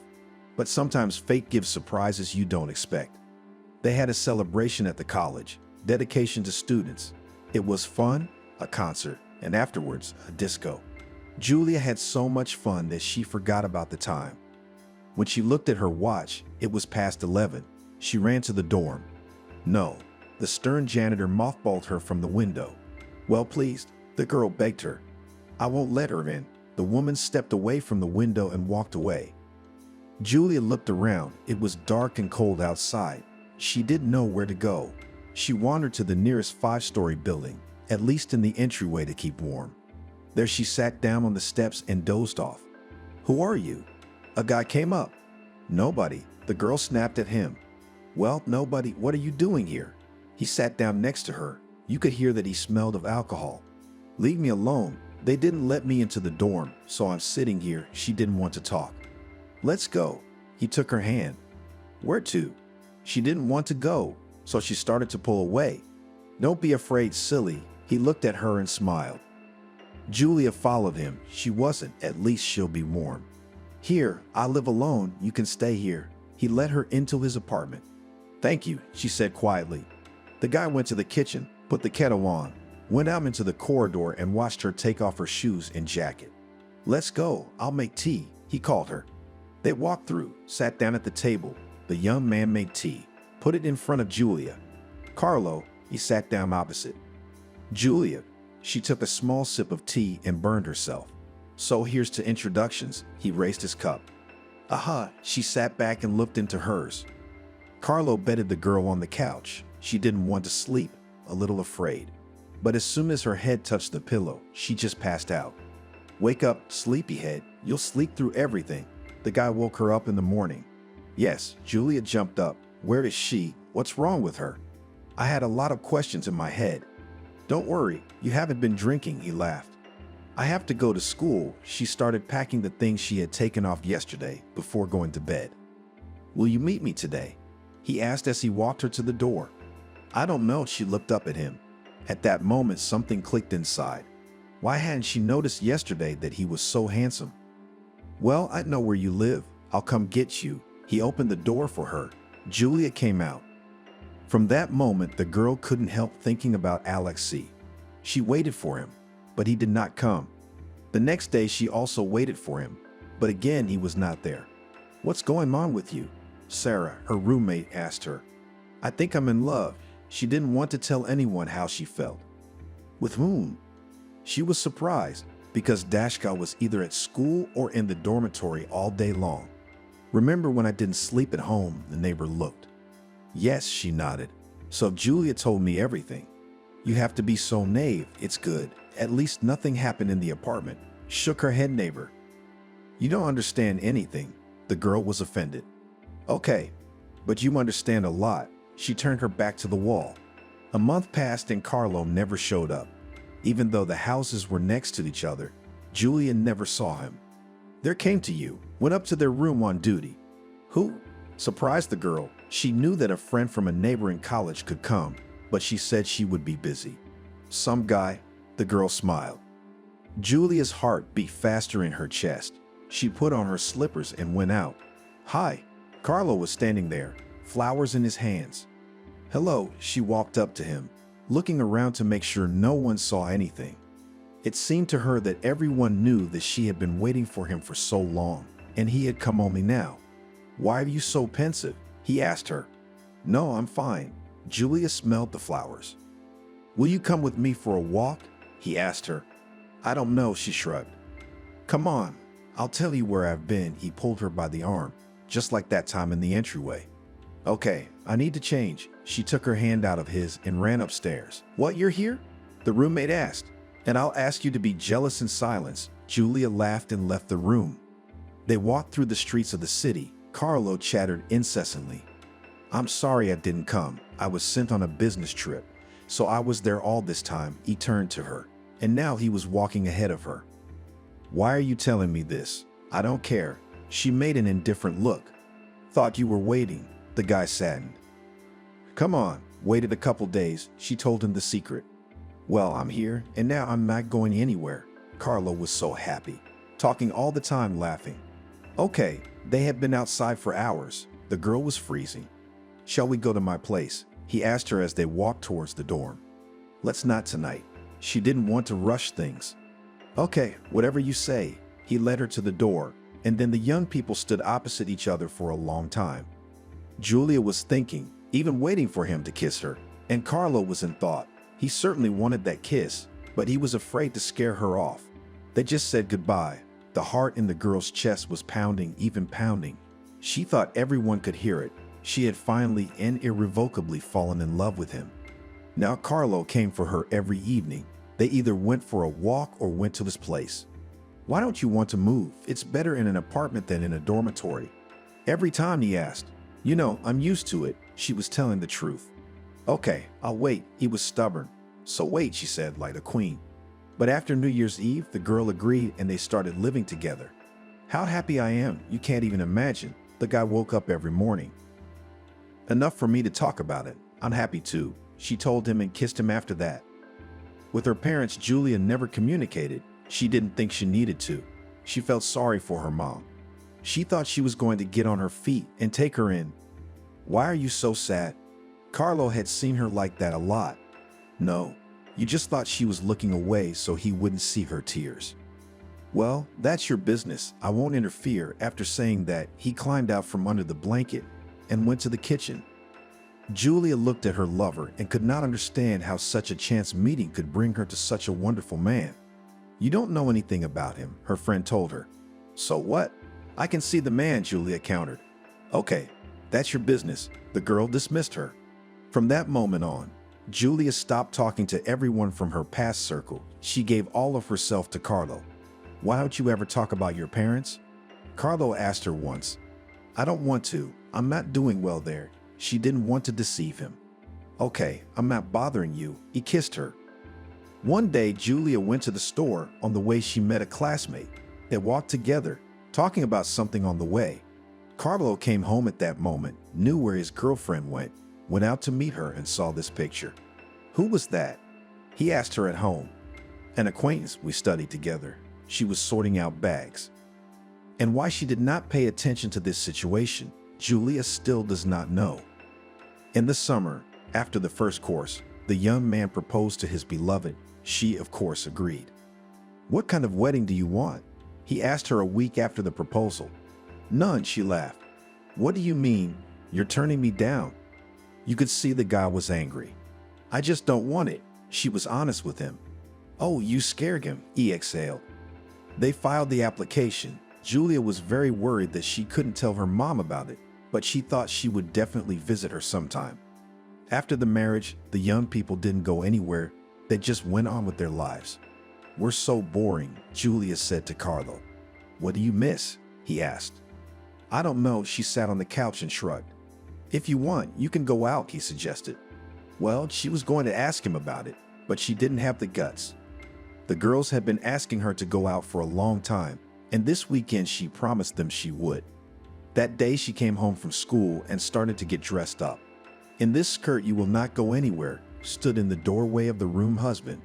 Why? The girl didn't understand. It wasn't short. Because I said so. He was insistent. Okay, she obediently changed her clothes. As Julia walked out, Carlo kissed her, said love, and closed the doors. It was so nice to get away from this domestic routine. Julia just danced. She didn't think about anything. She rested her mind and body. This evening she enjoyed her freedom. She was coming home and didn't expect what was waiting for her there. I'm home. She entered the apartment. Did you have a good time? Her drunken husband came out into the hallway. Carlo, you let me go, didn't you? She didn't know what was going on. Yes, I did. I thought you'd say no, that you'd spend time with me. His tongue was slurring. What's going on? She went into the room. There was a table by the couch, and on it were some shots and a bottle. I'm out. As you can see, I'm having fun. Who were you with? He grabbed her arm. What are you doing? You're hurting me. Fear appeared in her eyes. She remembered how her father used to beat her mother when she was a child. Oh, you, he pushed her. Julia didn't wait for him to continue. She grabbed her shoes and ran out of the apartment. She didn't know where to go. There was only one option, the dorm. Hello, can't you let me in? She asked the janitor. If only for a visit. She looked at the desk clerks. Thank you. Julia began to think about what she should do. When the former roommate came out to her, she quickly told her everything, asked her to find a way out. So here is the address. There lives my good acquaintance. Say that from me and tell everything. She gave her a piece of paper. Thank you. The girls hugged each other. Julia was scared to go because there was a guy there again, not a girl. But she had no other choice, so she went. Hello, they met. Julia told Michael everything. He stepped in and let her spend the night. Thank you. She thanked him in the morning she left. She thought she would never need his help again. Just as Julia thought, Carlo found her at her studies. While they were in public, he spoke to her affectionately, asked her questions, but without pressure. At home, it started all over again. The only consolation was that he was sober. Why do you behave like this? Julia could not understand in her head. Such a nice and caring, before the wedding. A young man became inadequate as soon as he put a ring on his finger. And you? He asked her a counter question. What about me? She looked at him. The conversation was not working. Going everywhere, unknown with whom and where you sleep. Tell me, where were you today? He came very close. At a friend's, she didn't want to lie because it could be worse. You see, at a friend's, he emphasized the last syllable. Julia went to the kitchen. She didn't want to talk. It was all empty. The girl wouldn't prove anything. Carlo didn't go after her. After that, they didn't talk for about a week. And then Carlo came home with flowers. What's the occasion? Julia came out into the hallway. I'm sorry, my love, I overreacted. He handed her the bouquet. Good, she really thought that he understood and realized everything. But it didn't last long. There was a corporate party at her husband's work. You're coming with me tomorrow, he told her. I have an extreme session coming up. I can't not prepare for it. She looked up at her husband. Nothing. One evening will not decide anything. Everyone will be there with their wives, insisted the young man. All right, Julia agreed with him. The next day, she put on a beautiful dress, painted her eyes and lips, and went out to Carlo. Wow, what a beauty you are. He opened his arms to hug her. Let's go already, she laughed. The evening was fun. At first, everyone was just sitting around the tables, making speeches. Then the music started, and everyone got on the dance floor. Julia tried to behave so no one would say anything to her husband. How I envy Carlo, a representative man approached her. Yes, Julia turned to him, a smile on her face. Yes, at that moment slow music played. The man held out his hand to her. She didn't refuse. They started moving to the tune. At some point, Julia saw her husband. He was standing there, all red. His jaundices were going in different directions. I'm sorry, I have to interrupt our dance, Julia said quickly to the stranger.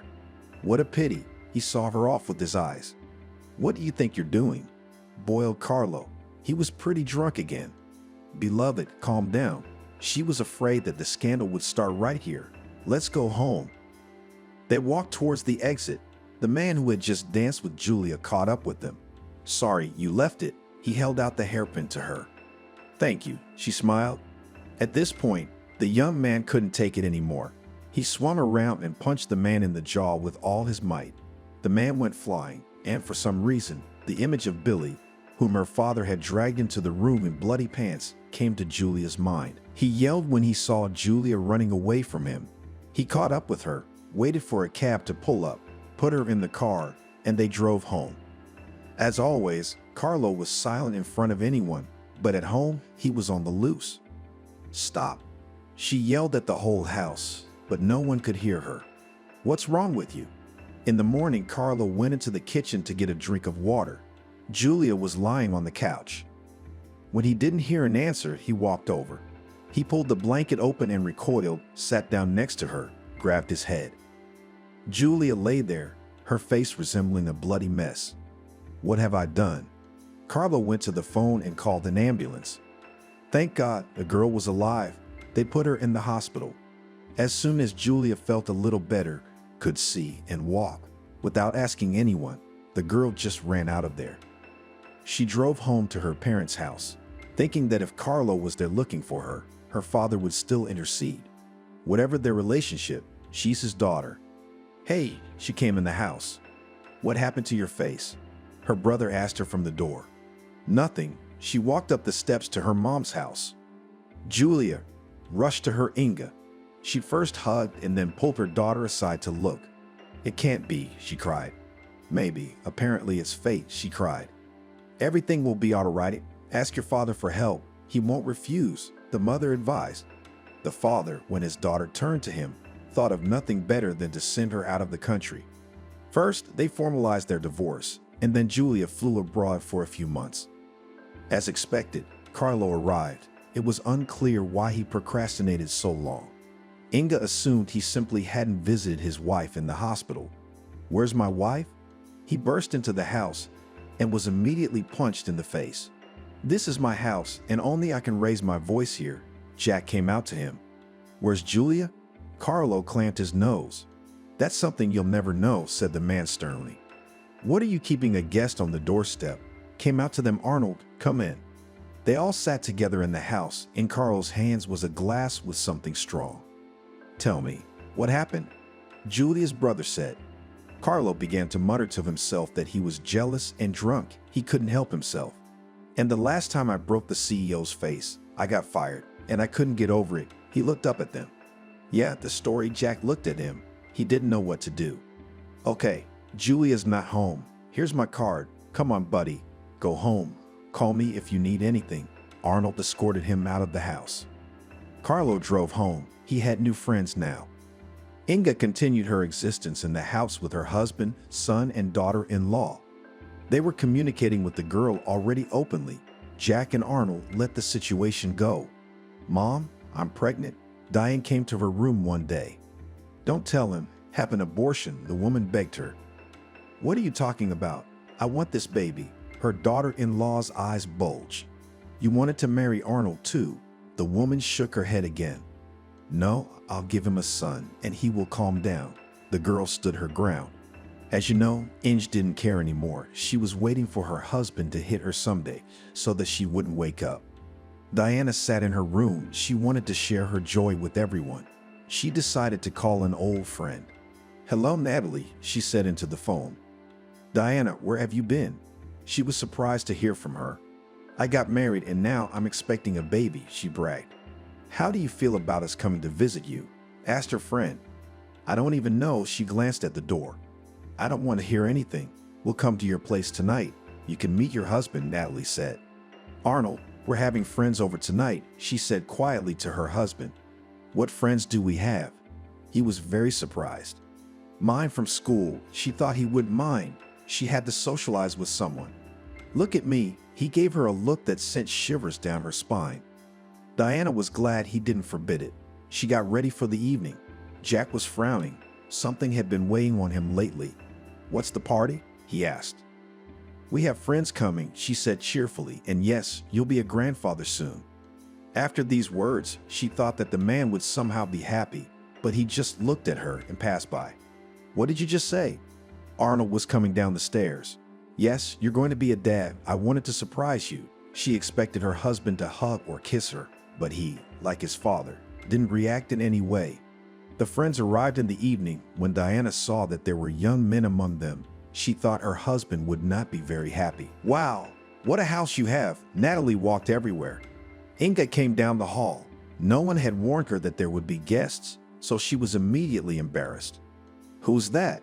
A startled Natalie approached her friend. The mother-in-law, she said simply. What's wrong with her face? A common question that came up to everyone who saw her for the first time. Ignore it, Diana asked her. Okay. They continued the party. After the feast, everyone moved outside. There was going to be a kebab. Diana, wow, you got the guy. He came up to her and slapped her. What are you doing? She looked back so that her husband did not see, but at that moment she ran into his gaze. Friends, thank you for coming. Arnold immediately began to speak. But we haven't cooked the meat yet. We're all upset. We'll do it another time, Arnold promised. When everyone had left, he took his wife under his elbow and they returned to the house. His father was gone, away on business. What do you think you're doing? You brought your lover into the house so you can see what a dear my husband is? He attacked her. What are you talking about? Diana already knew how it would end. Inga heard shouting downstairs, came out of her room and went there. Arnold, leave her alone. She's expecting a baby. She approached her son. What? Who's yapping? He turned to the woman. Don't, shouted Diana. At that moment, the young man hit his mother in the face with such force that she flew to the stairs and bumped her head. Don't what? Arnold was already upset. Don't touch. She covered herself with her hands, but it was too late. You'll know how to bring men into the house. He sat down on the sofa. When neither his mother nor Diana got up from the floor, he got nervous. His father wasn't around to ask for advice. The young man stood up, walking over to the woman first, blood oozing from her head. Get up, he prodded his wife. Fuck you. Diana saw that she was bleeding too. Only downstairs she understood. Fuck you. I'll go to you now. And again the shock and darkness. The woman and the girl woke up in the hospital. Inga had a severe concussion and Diana had lost her baby. What are you doing? Jack started yelling at his son. You weren't there. What was I supposed to do? The boy whined. Okay, we'll figure something out. He pulled out a briefcase. When the doctor came in to see Inge, she was lying there staring at him with empty eyes. "Will you be writing a statement?" he asked her. "What statement?" She pretended not to understand. "I see." He left the room. Diana was crying. She knew she didn't want to be with this man anymore, but how to get rid of him, she didn't understand. "I write a statement or we get a divorce." She gave him an ultimatum. "We'll see." He wanted to say something to her, but he turned and left the room. "We have to do something," Jack said to his son at home. "What do you mean?" Arnold didn't understand. "With your mother, she's got a bad headache. She won't do anything now," the man was sure. "What's the plan?" The young man was ready to listen. "First, you must divorce your wife. You do not need her, only problems," advised the father. "Well, I was going to do that myself," he admitted. "After that, find your new friend, Carlo, I think, who lived with Dashka. We will give him the most difficult task," the man said point by point. "Understood," Arnold smiled. After the conversation with his father, he began to immediately put the plan into practice. First, he went and negotiated a divorce. It didn't take long. "Hey," he walked into Diane's room. "What do you want?" She was very angry with him. "Here." He put an envelope of money on the table. "I filed for divorce, you're free. Here's some money for the first time." "Did he say everything?" She looked at him contemptuously. "Yeah, he didn't even say goodbye. He just walked out of the room, that's all." After that, he looked at his mother. She was lying in bed smiling. He realized what his father was talking about. Arnold left the hospital and immediately called Carlo. An unemployed guy could use the money. "You got it?" He talked to him. "Yes, as soon as you call, I will be at your place," promised the young man. That was the end of their agreement. It remained to wait for Inga to be discharged from the hospital.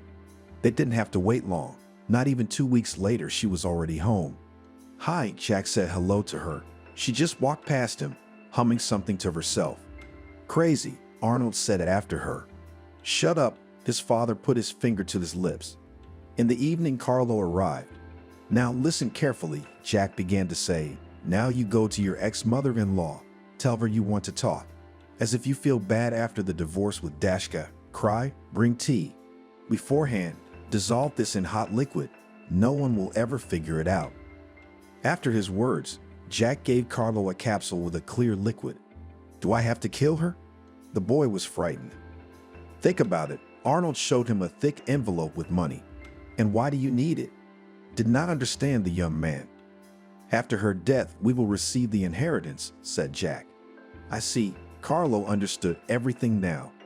Today, he spent the night in this house, and for tomorrow the plan was to be executed. Carlo went to Inga's room after lunch. He asked if he could come in. She smiled. "Hello." He entered then uninvited. "Come in." She sat him on a chair. "Do you remember me?" "I'm your daughter's ex-husband." He was nervous, and Inge sat looking at him, happiness on her face. And then Carlo started crying. How bad he felt, how tired he was, and all the other things Jack had told him. "How about some tea?" he asked. Wouldn't say no. She looked at him. Now he left the room. In the kitchen he did as he was told. "There's our tea." He brought a tray of cups and cookies into the room. "Look, I had a delicious roll in the cupboard," the woman asked. "Okay." He got up, but he didn't find any roll there. "Well, I have to go." They finished their tea. The young man got up from his seat and went to the door. At that moment, the woman just fell off her chair. Carlo came down the stairs. He was happy. Arnold handed him his fee. After that, he advanced home. "What now?" The son looked at his father. "We'll wait until night and take her out into the woods," the man said. Until then, Inga lay on the floor. All evening, Arnold agonized over what would happen to them if anything came to light. But he looked at Jack and realized that if he was calm, there was nothing to worry about. When night fell, they loaded the woman's body into the car and drove away. They drove far away so that no one they knew would find her. "This would be fine," Jack said. His plan was to leave the woman here and report her missing a few days later. Doctors would confirm that she was insane, left home on her own, got lost, froze, and died. "That's it. We have no more burdens." The man shook off his hands. "You're right." They got in the car and drove home. Early in the morning, the forester went around his property. looking to see if anything was caught in the traps. When he reached the edge of the forest, he saw a beast lying on the ground and came closer. Lord, he began to be baptized. He sat down and looked at the woman. He didn't know what to do with her. The old man pulled up his wagon. He loaded the woman into it. He was afraid that he would be blamed for the death of this unfortunate woman. He saw that on the outskirts of the city, there was a place where homeless people were fed and hot lunches were brought to them. So he decided to take the woman there. Who are you? Inga opened her eyes, and several overgrown and bad-smelling people were leaning over her. We found you here, squeaked one of them. And who am I? She looked at her hands. She's not well at all, said an old man with a large beard. He might not have been an old man, but the look of him said so. Inga was lifted to her feet, dizzy and cold. She was shivering. Come with me. The same man held out his hand to her. Good. There was no tooth on tooth. Inge poured hot tea, so she joined the company. Don't you remember anything at all? Her new friends asked her. No, she shook her head and smiled all the time. Poor thing, everyone felt sorry for her. Everyone here was friendly. If food was brought in, pandemonium ensued. But when a cup of hot food fell into Inga's hands, she simply enjoyed it. She had a warm jacket. It was a few sizes too big, but it was so warm. Come on, a man called out to her. Apparently, he was not all right in the head either, because he kept telling everyone that he was an academician. With him, Inga began to communicate closely. They were always together, sleeping, eating. Where did you lose your fiancé? The volunteers laughed. Who brought hot lunches? None of your business, Inga answered them. Now she didn't look any different from her companions. She was wearing the same rags. It was impossible to walk in them, but no one offered her anything else. And where were you from?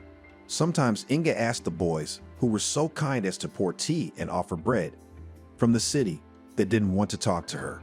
I used to live in the city too. The woman rolled her eyes. Good, they didn't believe it. In the evening, Steve, with whom Inga was always together, offered her a bottle. Where did you get it? The woman wondered.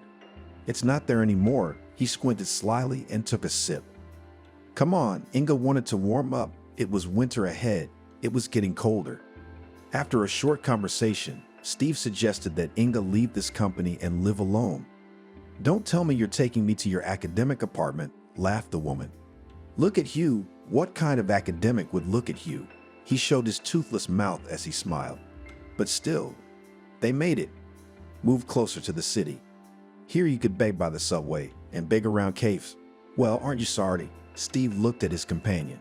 Soon it will be winter. What are we going to do? Go to the basement? Inga asked him once. Why didn't you say anything before? Exactly, it's warm there. The man tapped himself on the forehead. They came to one of the houses. The cellar was open, not like in many other houses. They settled there for a while. Now Inga didn't refuse when Steve brought a bottle. Once she took not one sip, but two. What are you doing? He poked her in the chest. Leave me alone, the woman said in a drunken voice. Oh, you, he pushed her. Inga collapsed on her side, lay like that. Sometimes she saw the janitor sweeping the yard, thought that she could also. Maybe they would have allocated a place for housing. But she didn't dare to come up and ask. That's how she lived with Steve. What's up, old girl? He coming all stinky and wet. Where have you been? She was very hungry. He wanted to say something else, but he took a step, stumbled, and fell. Inga came out of the cellar. It was very cold. She wrapped herself in the same jacket that she had once gotten. The woman was walking down the street. Everyone was avoiding her. She was very hungry and warm. Inga did not know how long she wandered like that. She entered some yard. She wanted to find a cellar to warm up a little. She went to the entrance. It was very slippery. Inga didn't realize how she slipped and fell to the ground. What happened next is unknown. Selena lived with her mom. She wanted to get married or at least find a young man who would take her away from home. Everything was fine until recently when her mother brought a man into the house. Mom, he's hitting on me, peeping in the shower, complained her daughter to her. What are you talking about? The woman didn't believe her. She was so happy that in her old age she had met a life partner. Her daughter had grown up. She was in college. It was time to think about her own life. Find someone else. her mother told her. Yes, you'd think that someone would be waiting for me around the corner, Selena answered her sadly. Well, let's get you an apartment. The woman offered the last argument she had. You what? Where is the money from? Was surprised daughter. Lenia said he would help, she parried. Well, if he helps, then I agree finally. Her dream will come true, and she will live alone. As soon as the girl moved out, she began a completely different life. Now she could eat or not eat before her mother pointed it out, bring her friends to visit, and everything else. Selena, you've blossomed, Mickey, who she had liked for a long time, told her. Like? She wanted him to go out with her or come and visit. Yeah, he didn't ask or say anything else. He just stood there silent. Come and visit me, she plucked up the courage. Why, and I will come, he revived. So I'm waiting for you tonight, she blushed.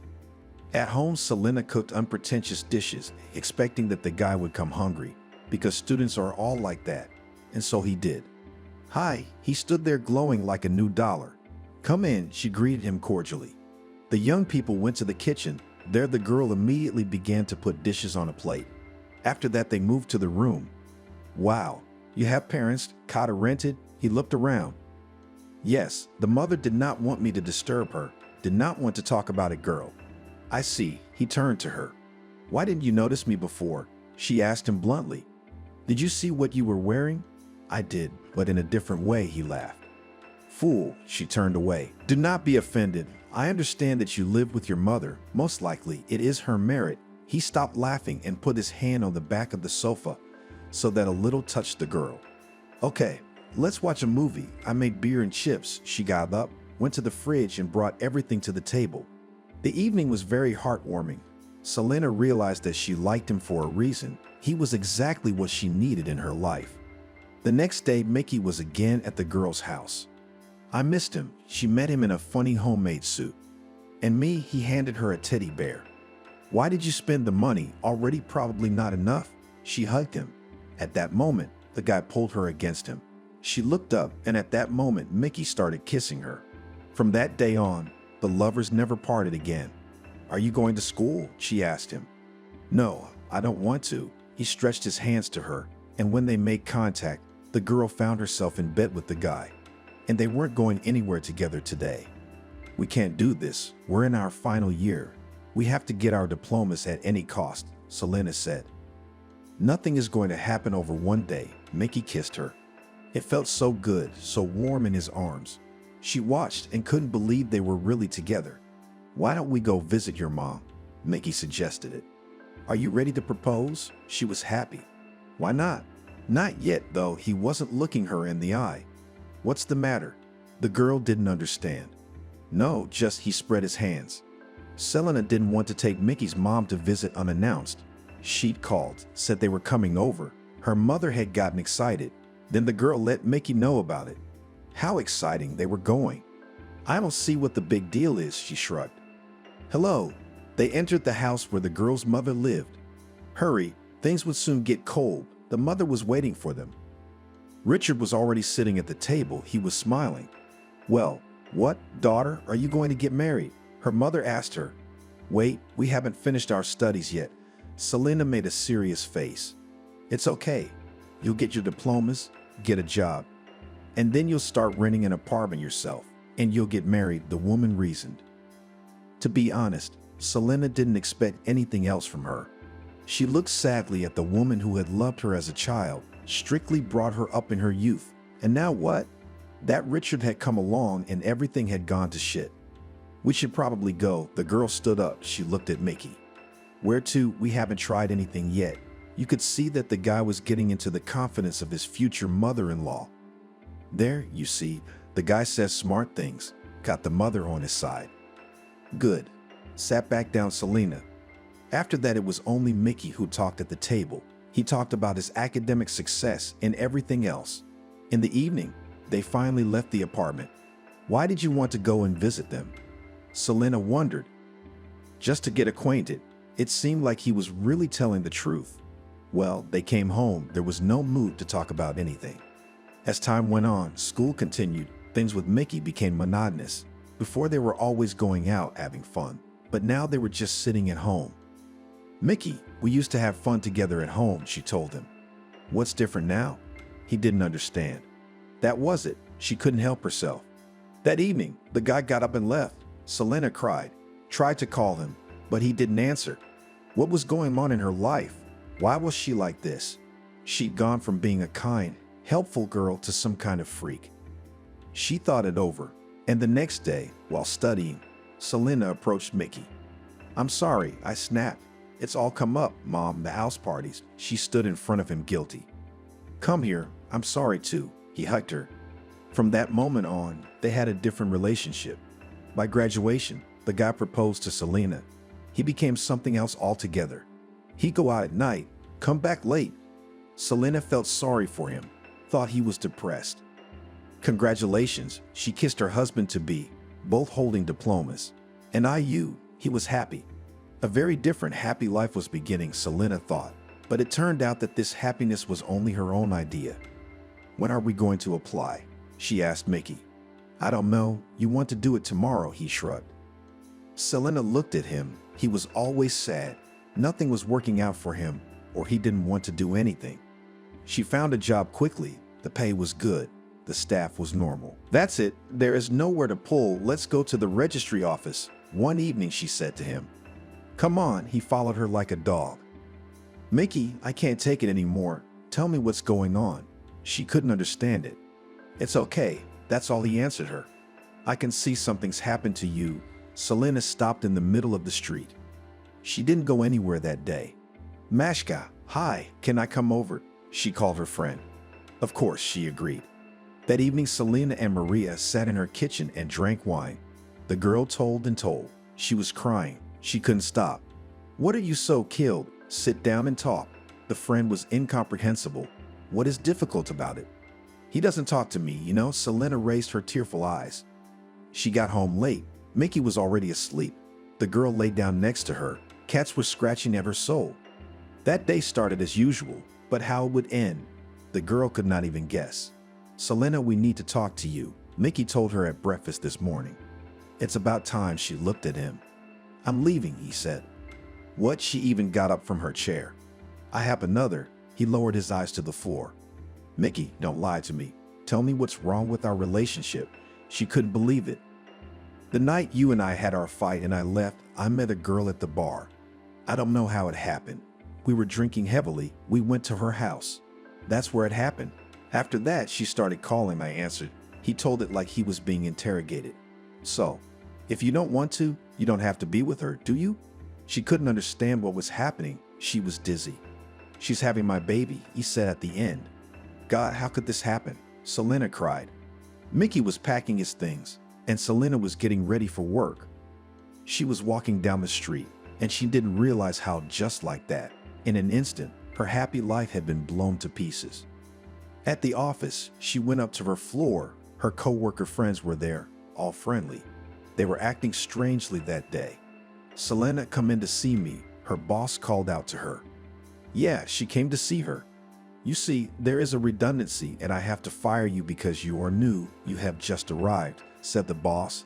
And Selena's ears were ringing so loudly that she couldn't listen anymore.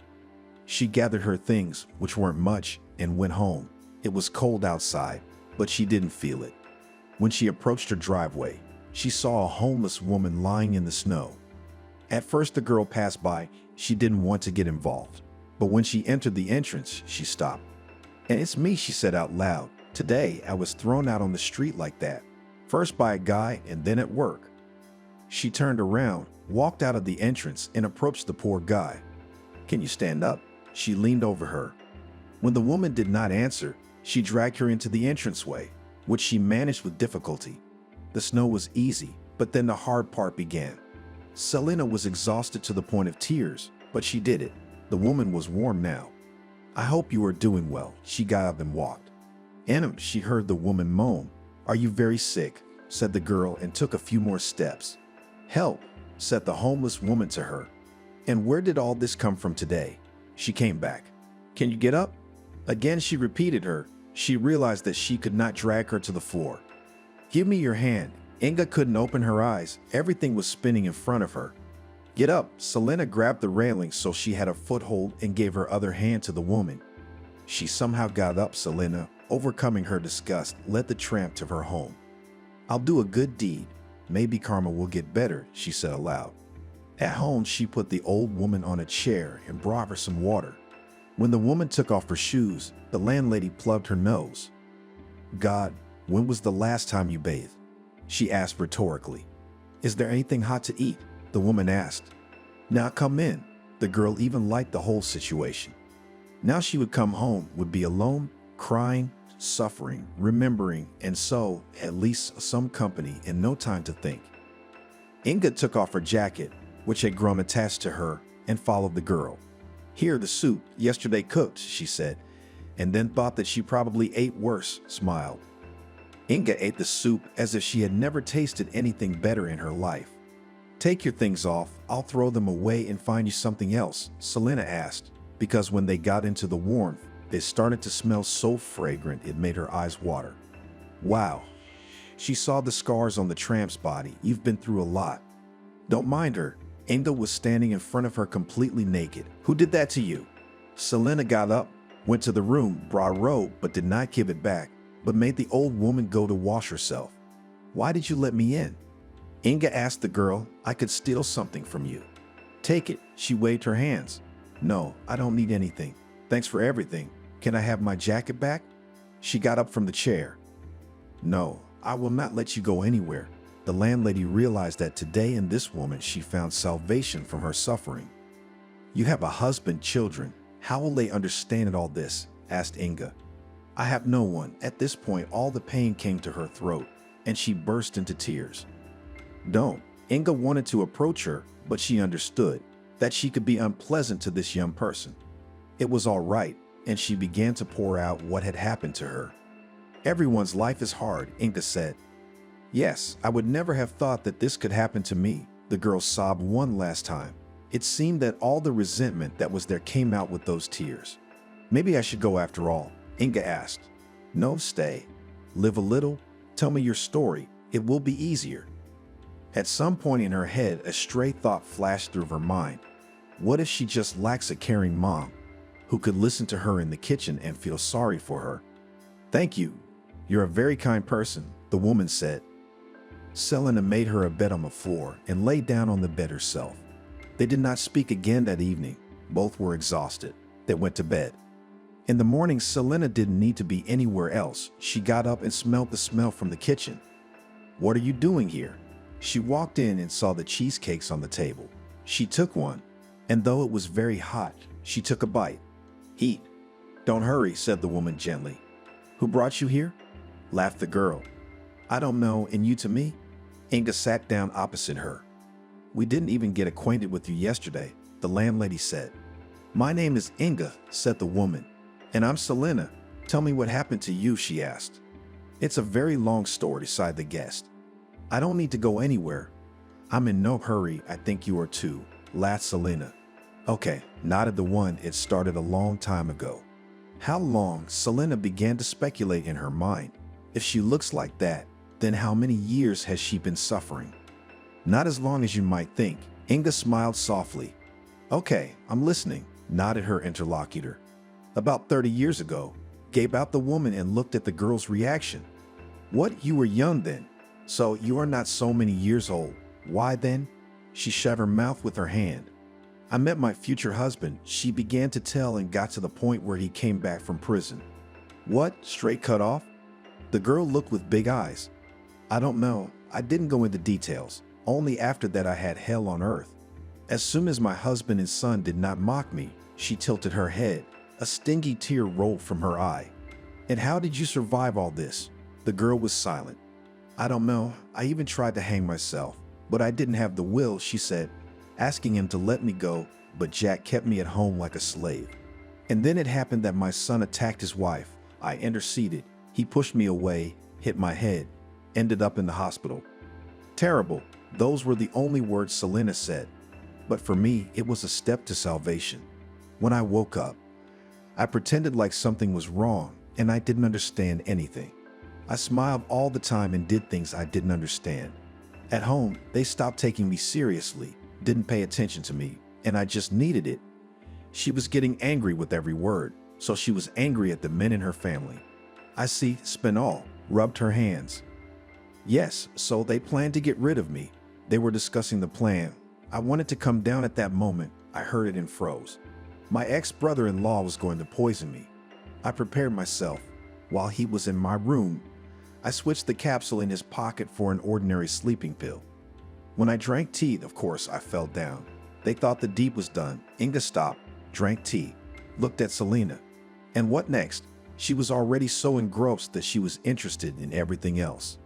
I, of course, do not know it, but I can guess. I was taken to the forest. Imagine my own son. Okay, husband, but a bloodline. I do not understand. I woke up from the cold, heard footsteps, got scared, pretended to be unconscious again. A man came over. I was so afraid he would take me to the hospital. They would find out who I was and bring me back to that wretched house again, she sobbed. Yes, that's quite a story, Selena marveled. But he turned out to be a coward, scared of something, took me to the tramps that lived on the outskirts. And then I had to play amnesia. The people who brought the food were always asking around. What was their name? To help them find relatives, and I didn't want that. Let it be with vagrants, but I'm free. No one pokes me. No one commands me. She stopped again to drink tea. How did you end up here? It's far from the outskirts. Selena was already head over heels in that story. To be honest, it's not a good story. I don't want to tell it. I'm disgusted. You saw what I was like when I came here. She looked at her new acquaintance. Stay here. I won't tell anyone about you, said Celine. I need your help, Inga asked. Sure, whatever you want. The girl turned to listen. Need a good lawyer, I later, but I can pay. Waited for an answer after this question. I have one acquaintance. She remembered about Richard, Mom's boyfriend. He was just engaged in legal affairs.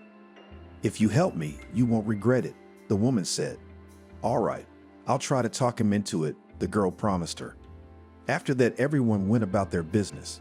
Selena left the house after a couple of hours, and Inga just sat in an armchair and read a book.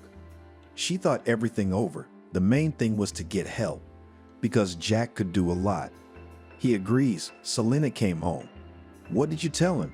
Inga wondered. Nothing of what you told me, just pressed on pity, admitted the girl. Well then, the war begins, clenched her fist, the one who had been bullied all her life. There was so much anger at the native people that even words cannot express. Richard, when he came to visit, he doubted for a long time that this client would be able to pay him. But he liked the story so much that he decided to take the case. You and I will file a statement, indicate there that they abused you, tried to kill you, and everything else, asked the man. Yes, that's right, she agreed with him. Do you have any witnesses to any of this? It was important. Yes, the ex-sister-in-law. The doctors can give extracts with all the references. Inga began to enumerate. Great, consider it a done deal. He snapped his fingers. The case had begun, but Jack and Arnold didn't know it yet. After they took the mother and wife out into the woods, they waited a few days to report them missing. When this happened, the son began to tell them that his mother, with her sick head, kept asking to be taken to one place or another. He was asked to show these places. First, they went to the market, then somewhere else, and the third object was the forest. But no matter how many times they looked, there was no body. Did the wolves eat her? Arnold wondered when he talked to his father. Nothing. Soon time will pass, they will consider her missing, and we will still get the inheritance, his father reassured him. Of course, without a death certificate, no one would give them anything. They lurked and waited for the time to pass when the woman would be reported missing. Why don't you find out anything? Arnold was nervous. Why should I go to the trouble? His father didn't understand. Their hands were tied now. They had to sit quietly to keep themselves uncovered. The doorbell rang. Jack got up and went to open it. On the threshold stood a solid man. Hello, my name is Richard. I represent your wife, Inga. He said everything at once. What wife? She disappeared a few months ago. The man stood looking at him. I don't know. Here is her statement. She instructed me to sue you and to handle the case. The lawyer spoke politely. I don't understand anything. Come in. You could see how the hands of the master of life trembled. Here, you can familiarize yourself with everything here. He held out a folder with documents to Jack. Arnold was curious too, so he came over. "It's all the ravings of a madman," he said. "My wife has been having trouble with her head lately." "That's not true, and the doctors can confirm that she's fine." He pulled out a certificate. "What's going on here?" The man turned to his son. He only shrugged his shoulders in response. "Well, I've notified you. The lawsuit has been filed. Wait for the summons. I don't advise you to run away." Richard smiled before leaving. "And what, tell me, what were their faces like?" Celine couldn't wait for the man. Though she disliked him, it didn't matter now. "What do you think?" he laughed. "Can you imagine? They are sitting waiting for the inheritance to pass into their hands. And then on top of that, the lawsuit," laughed the girl. "Stop it. He who lasts well," said Inga. She sat and listened to Richard. She had the same joy in her soul, but she was not used to show it. "Great. I think we're in a winning position." The man said goodbye to them and drove home. "He's nice," Inga said. "And what he takes you all for," snorted the girl. They waited for the lawyer to call. The woman needed clothes to look decent at the trial. Selena decided to splurge. She trusted the lady. The hearing was scheduled in a month. When Jack saw Inga, his eyes almost popped out of his orbits. She wasn't as beautiful as she used to be, but she held herself with pride. "Mother, how can you slander your own son?" Arnold shouted at her. "And when you beat and humiliated her, did you think about it?" Selena put in her word. "Who are you? Who are you anyway? You've got your mom's money, so you made it all up." They shouted until they were stopped. Richard was the one who had it all in his hands. The men were sentenced to 12 and 13 years. They kept their heads down and sat like that for the rest of the trial. "I'll get out. I'll kill you." Jack turned to her and gestured it all away. "No way," Selena reassured Inga. Arnold was crying. He didn't want to go there at all. He was weak, especially, and his father wouldn't be around. True to form, whispered his mother as he walked past her. "By the way, why didn't you mention Carlo, your son-in-law?" Selena asked her when they were already out. "He was a pawn like many in their game," the woman muttered. "What will you do now?" the girl asked. "Invite you to visit me." Inga was happy. They had come to this big house that she had dreamed of so much when she was young. Now she hated the place. "Wow," Selena walked around admiring it. "Baby, don't you think you're getting fat? Or is it something else?" the woman asked her. The girl stopped, she thought, counting to herself. It can't be. She looked at the woman as if the woman had told her some universal secret. "We should get it checked out," Inga advised her doctor. As Selena left, she would be gone for hours. The woman sat down at the phone. "Julia, hi," she dialed her daughter's number. "Mommy, you can't imagine how much I've missed you," she cried into the phone. "Come home, now everything is calm here," said and smiled the mistress of a huge fortune. "With pleasure, but I'm not alone," she stopped talking. "Okay, I'll accept anyone," laughed Mom. After that, she did not calm down and called Diana. "You?" She couldn't believe her ears. "Can you come over?" her ex-mother-in-law asked her. "I'm not going to your house anymore." The girl began to refuse. "Come now, it's my house," reassured her Inga. "If so, then wait," promised Diana. Selena returned happy.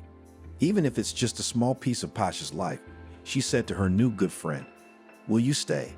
the woman asked her. "What are you suggesting?" The girl couldn't believe it. "Soon all my dear people will gather. You will give birth. A grandchild will appear." She touched her stomach. "I had to pick up a homeless woman in my yard." Selena couldn't believe it. "What's the big deal? Kindness is always reciprocated with kindness." Inga hugged her. They began to clean the huge house, which had not been cleaned for many years. A lot of things had been thrown out, rearranged. "And let's make separate rooms for everyone," the landlady suggested. "What do you mean?" The girl didn't understand her. "A nursery for the baby, a bedroom for my daughter with a young man, a boudoir for my former daughter-in-law, and for you too." Inga was glad that now she could do everything here as she wanted. "I don't believe in all this at all," was still fascinated by Selena. Richard and his wife were also invited to celebrate the housewarming. Julia came with her fiancé. The latter took along a friend who had dreamed of seeing Russia all his life. Diana was also here when Inga told her everything. She couldn't believe it, that it was true. "Selena, can I talk to you?" Michael said in very bad Russian. Yes, what did you want? She turned and walked over to him. Why you? He corrected her. Okay, she blushed. You are very beautiful, he complimented her and led her into the garden. Are you asking to stay here in our country? She was joking. What? He didn't understand her. No reason. I'm joking, laughing. She smiled. You'll make a good couple. She approved of Michael's choice. Well, how are the rooms? Selena couldn't wait to find out, because she'd done everything with her own hands. Great, especially mine, Diana smiled. Here's what I want to tell you, friends, stood up from the seat Inga. All invited here can stay here to live. I will not interfere. It's embarrassing, said Diana. It's okay. You've suffered so much for my son. You need to live like in paradise, said her former mother-in-law. What about you? Richard asked Selena. While Michael is here, I'll stay, and then we'll see. They held hands. Look how two people could make so many people happy. They should have just disappeared. The woman laughed. They sat back down at the table and talked and laughed for a long time more. Selena stayed to live with Inga. Things worked out well for them with Michael. When he found out that the girl was pregnant, at first he was frightened. How could it be possible? Because they only kissed. In fact, he was so funny. For a while they went to this place to make the documents and then came back. Here we go, Selena screamed in the middle of the night. A car arrived quickly and the girl was taken to the maternity hospital. A large number of people waited outside the hospital to see how it would go. I never thought that my daughter would have such a big family, her mother said. She finally realized that she had behaved wrongly. Look, Richard pointed at the girl in the white coat who was coming toward them. What? Who? The customers started clamoring. I congratulate you. You have a grandson, a son, a nephew. She moved her gaze from one person to another. Thank you, Selena. Congratulations. They all started shouting together. Now you better go home and tomorrow morning come back. The young mother needs to rest, the nurse advised them.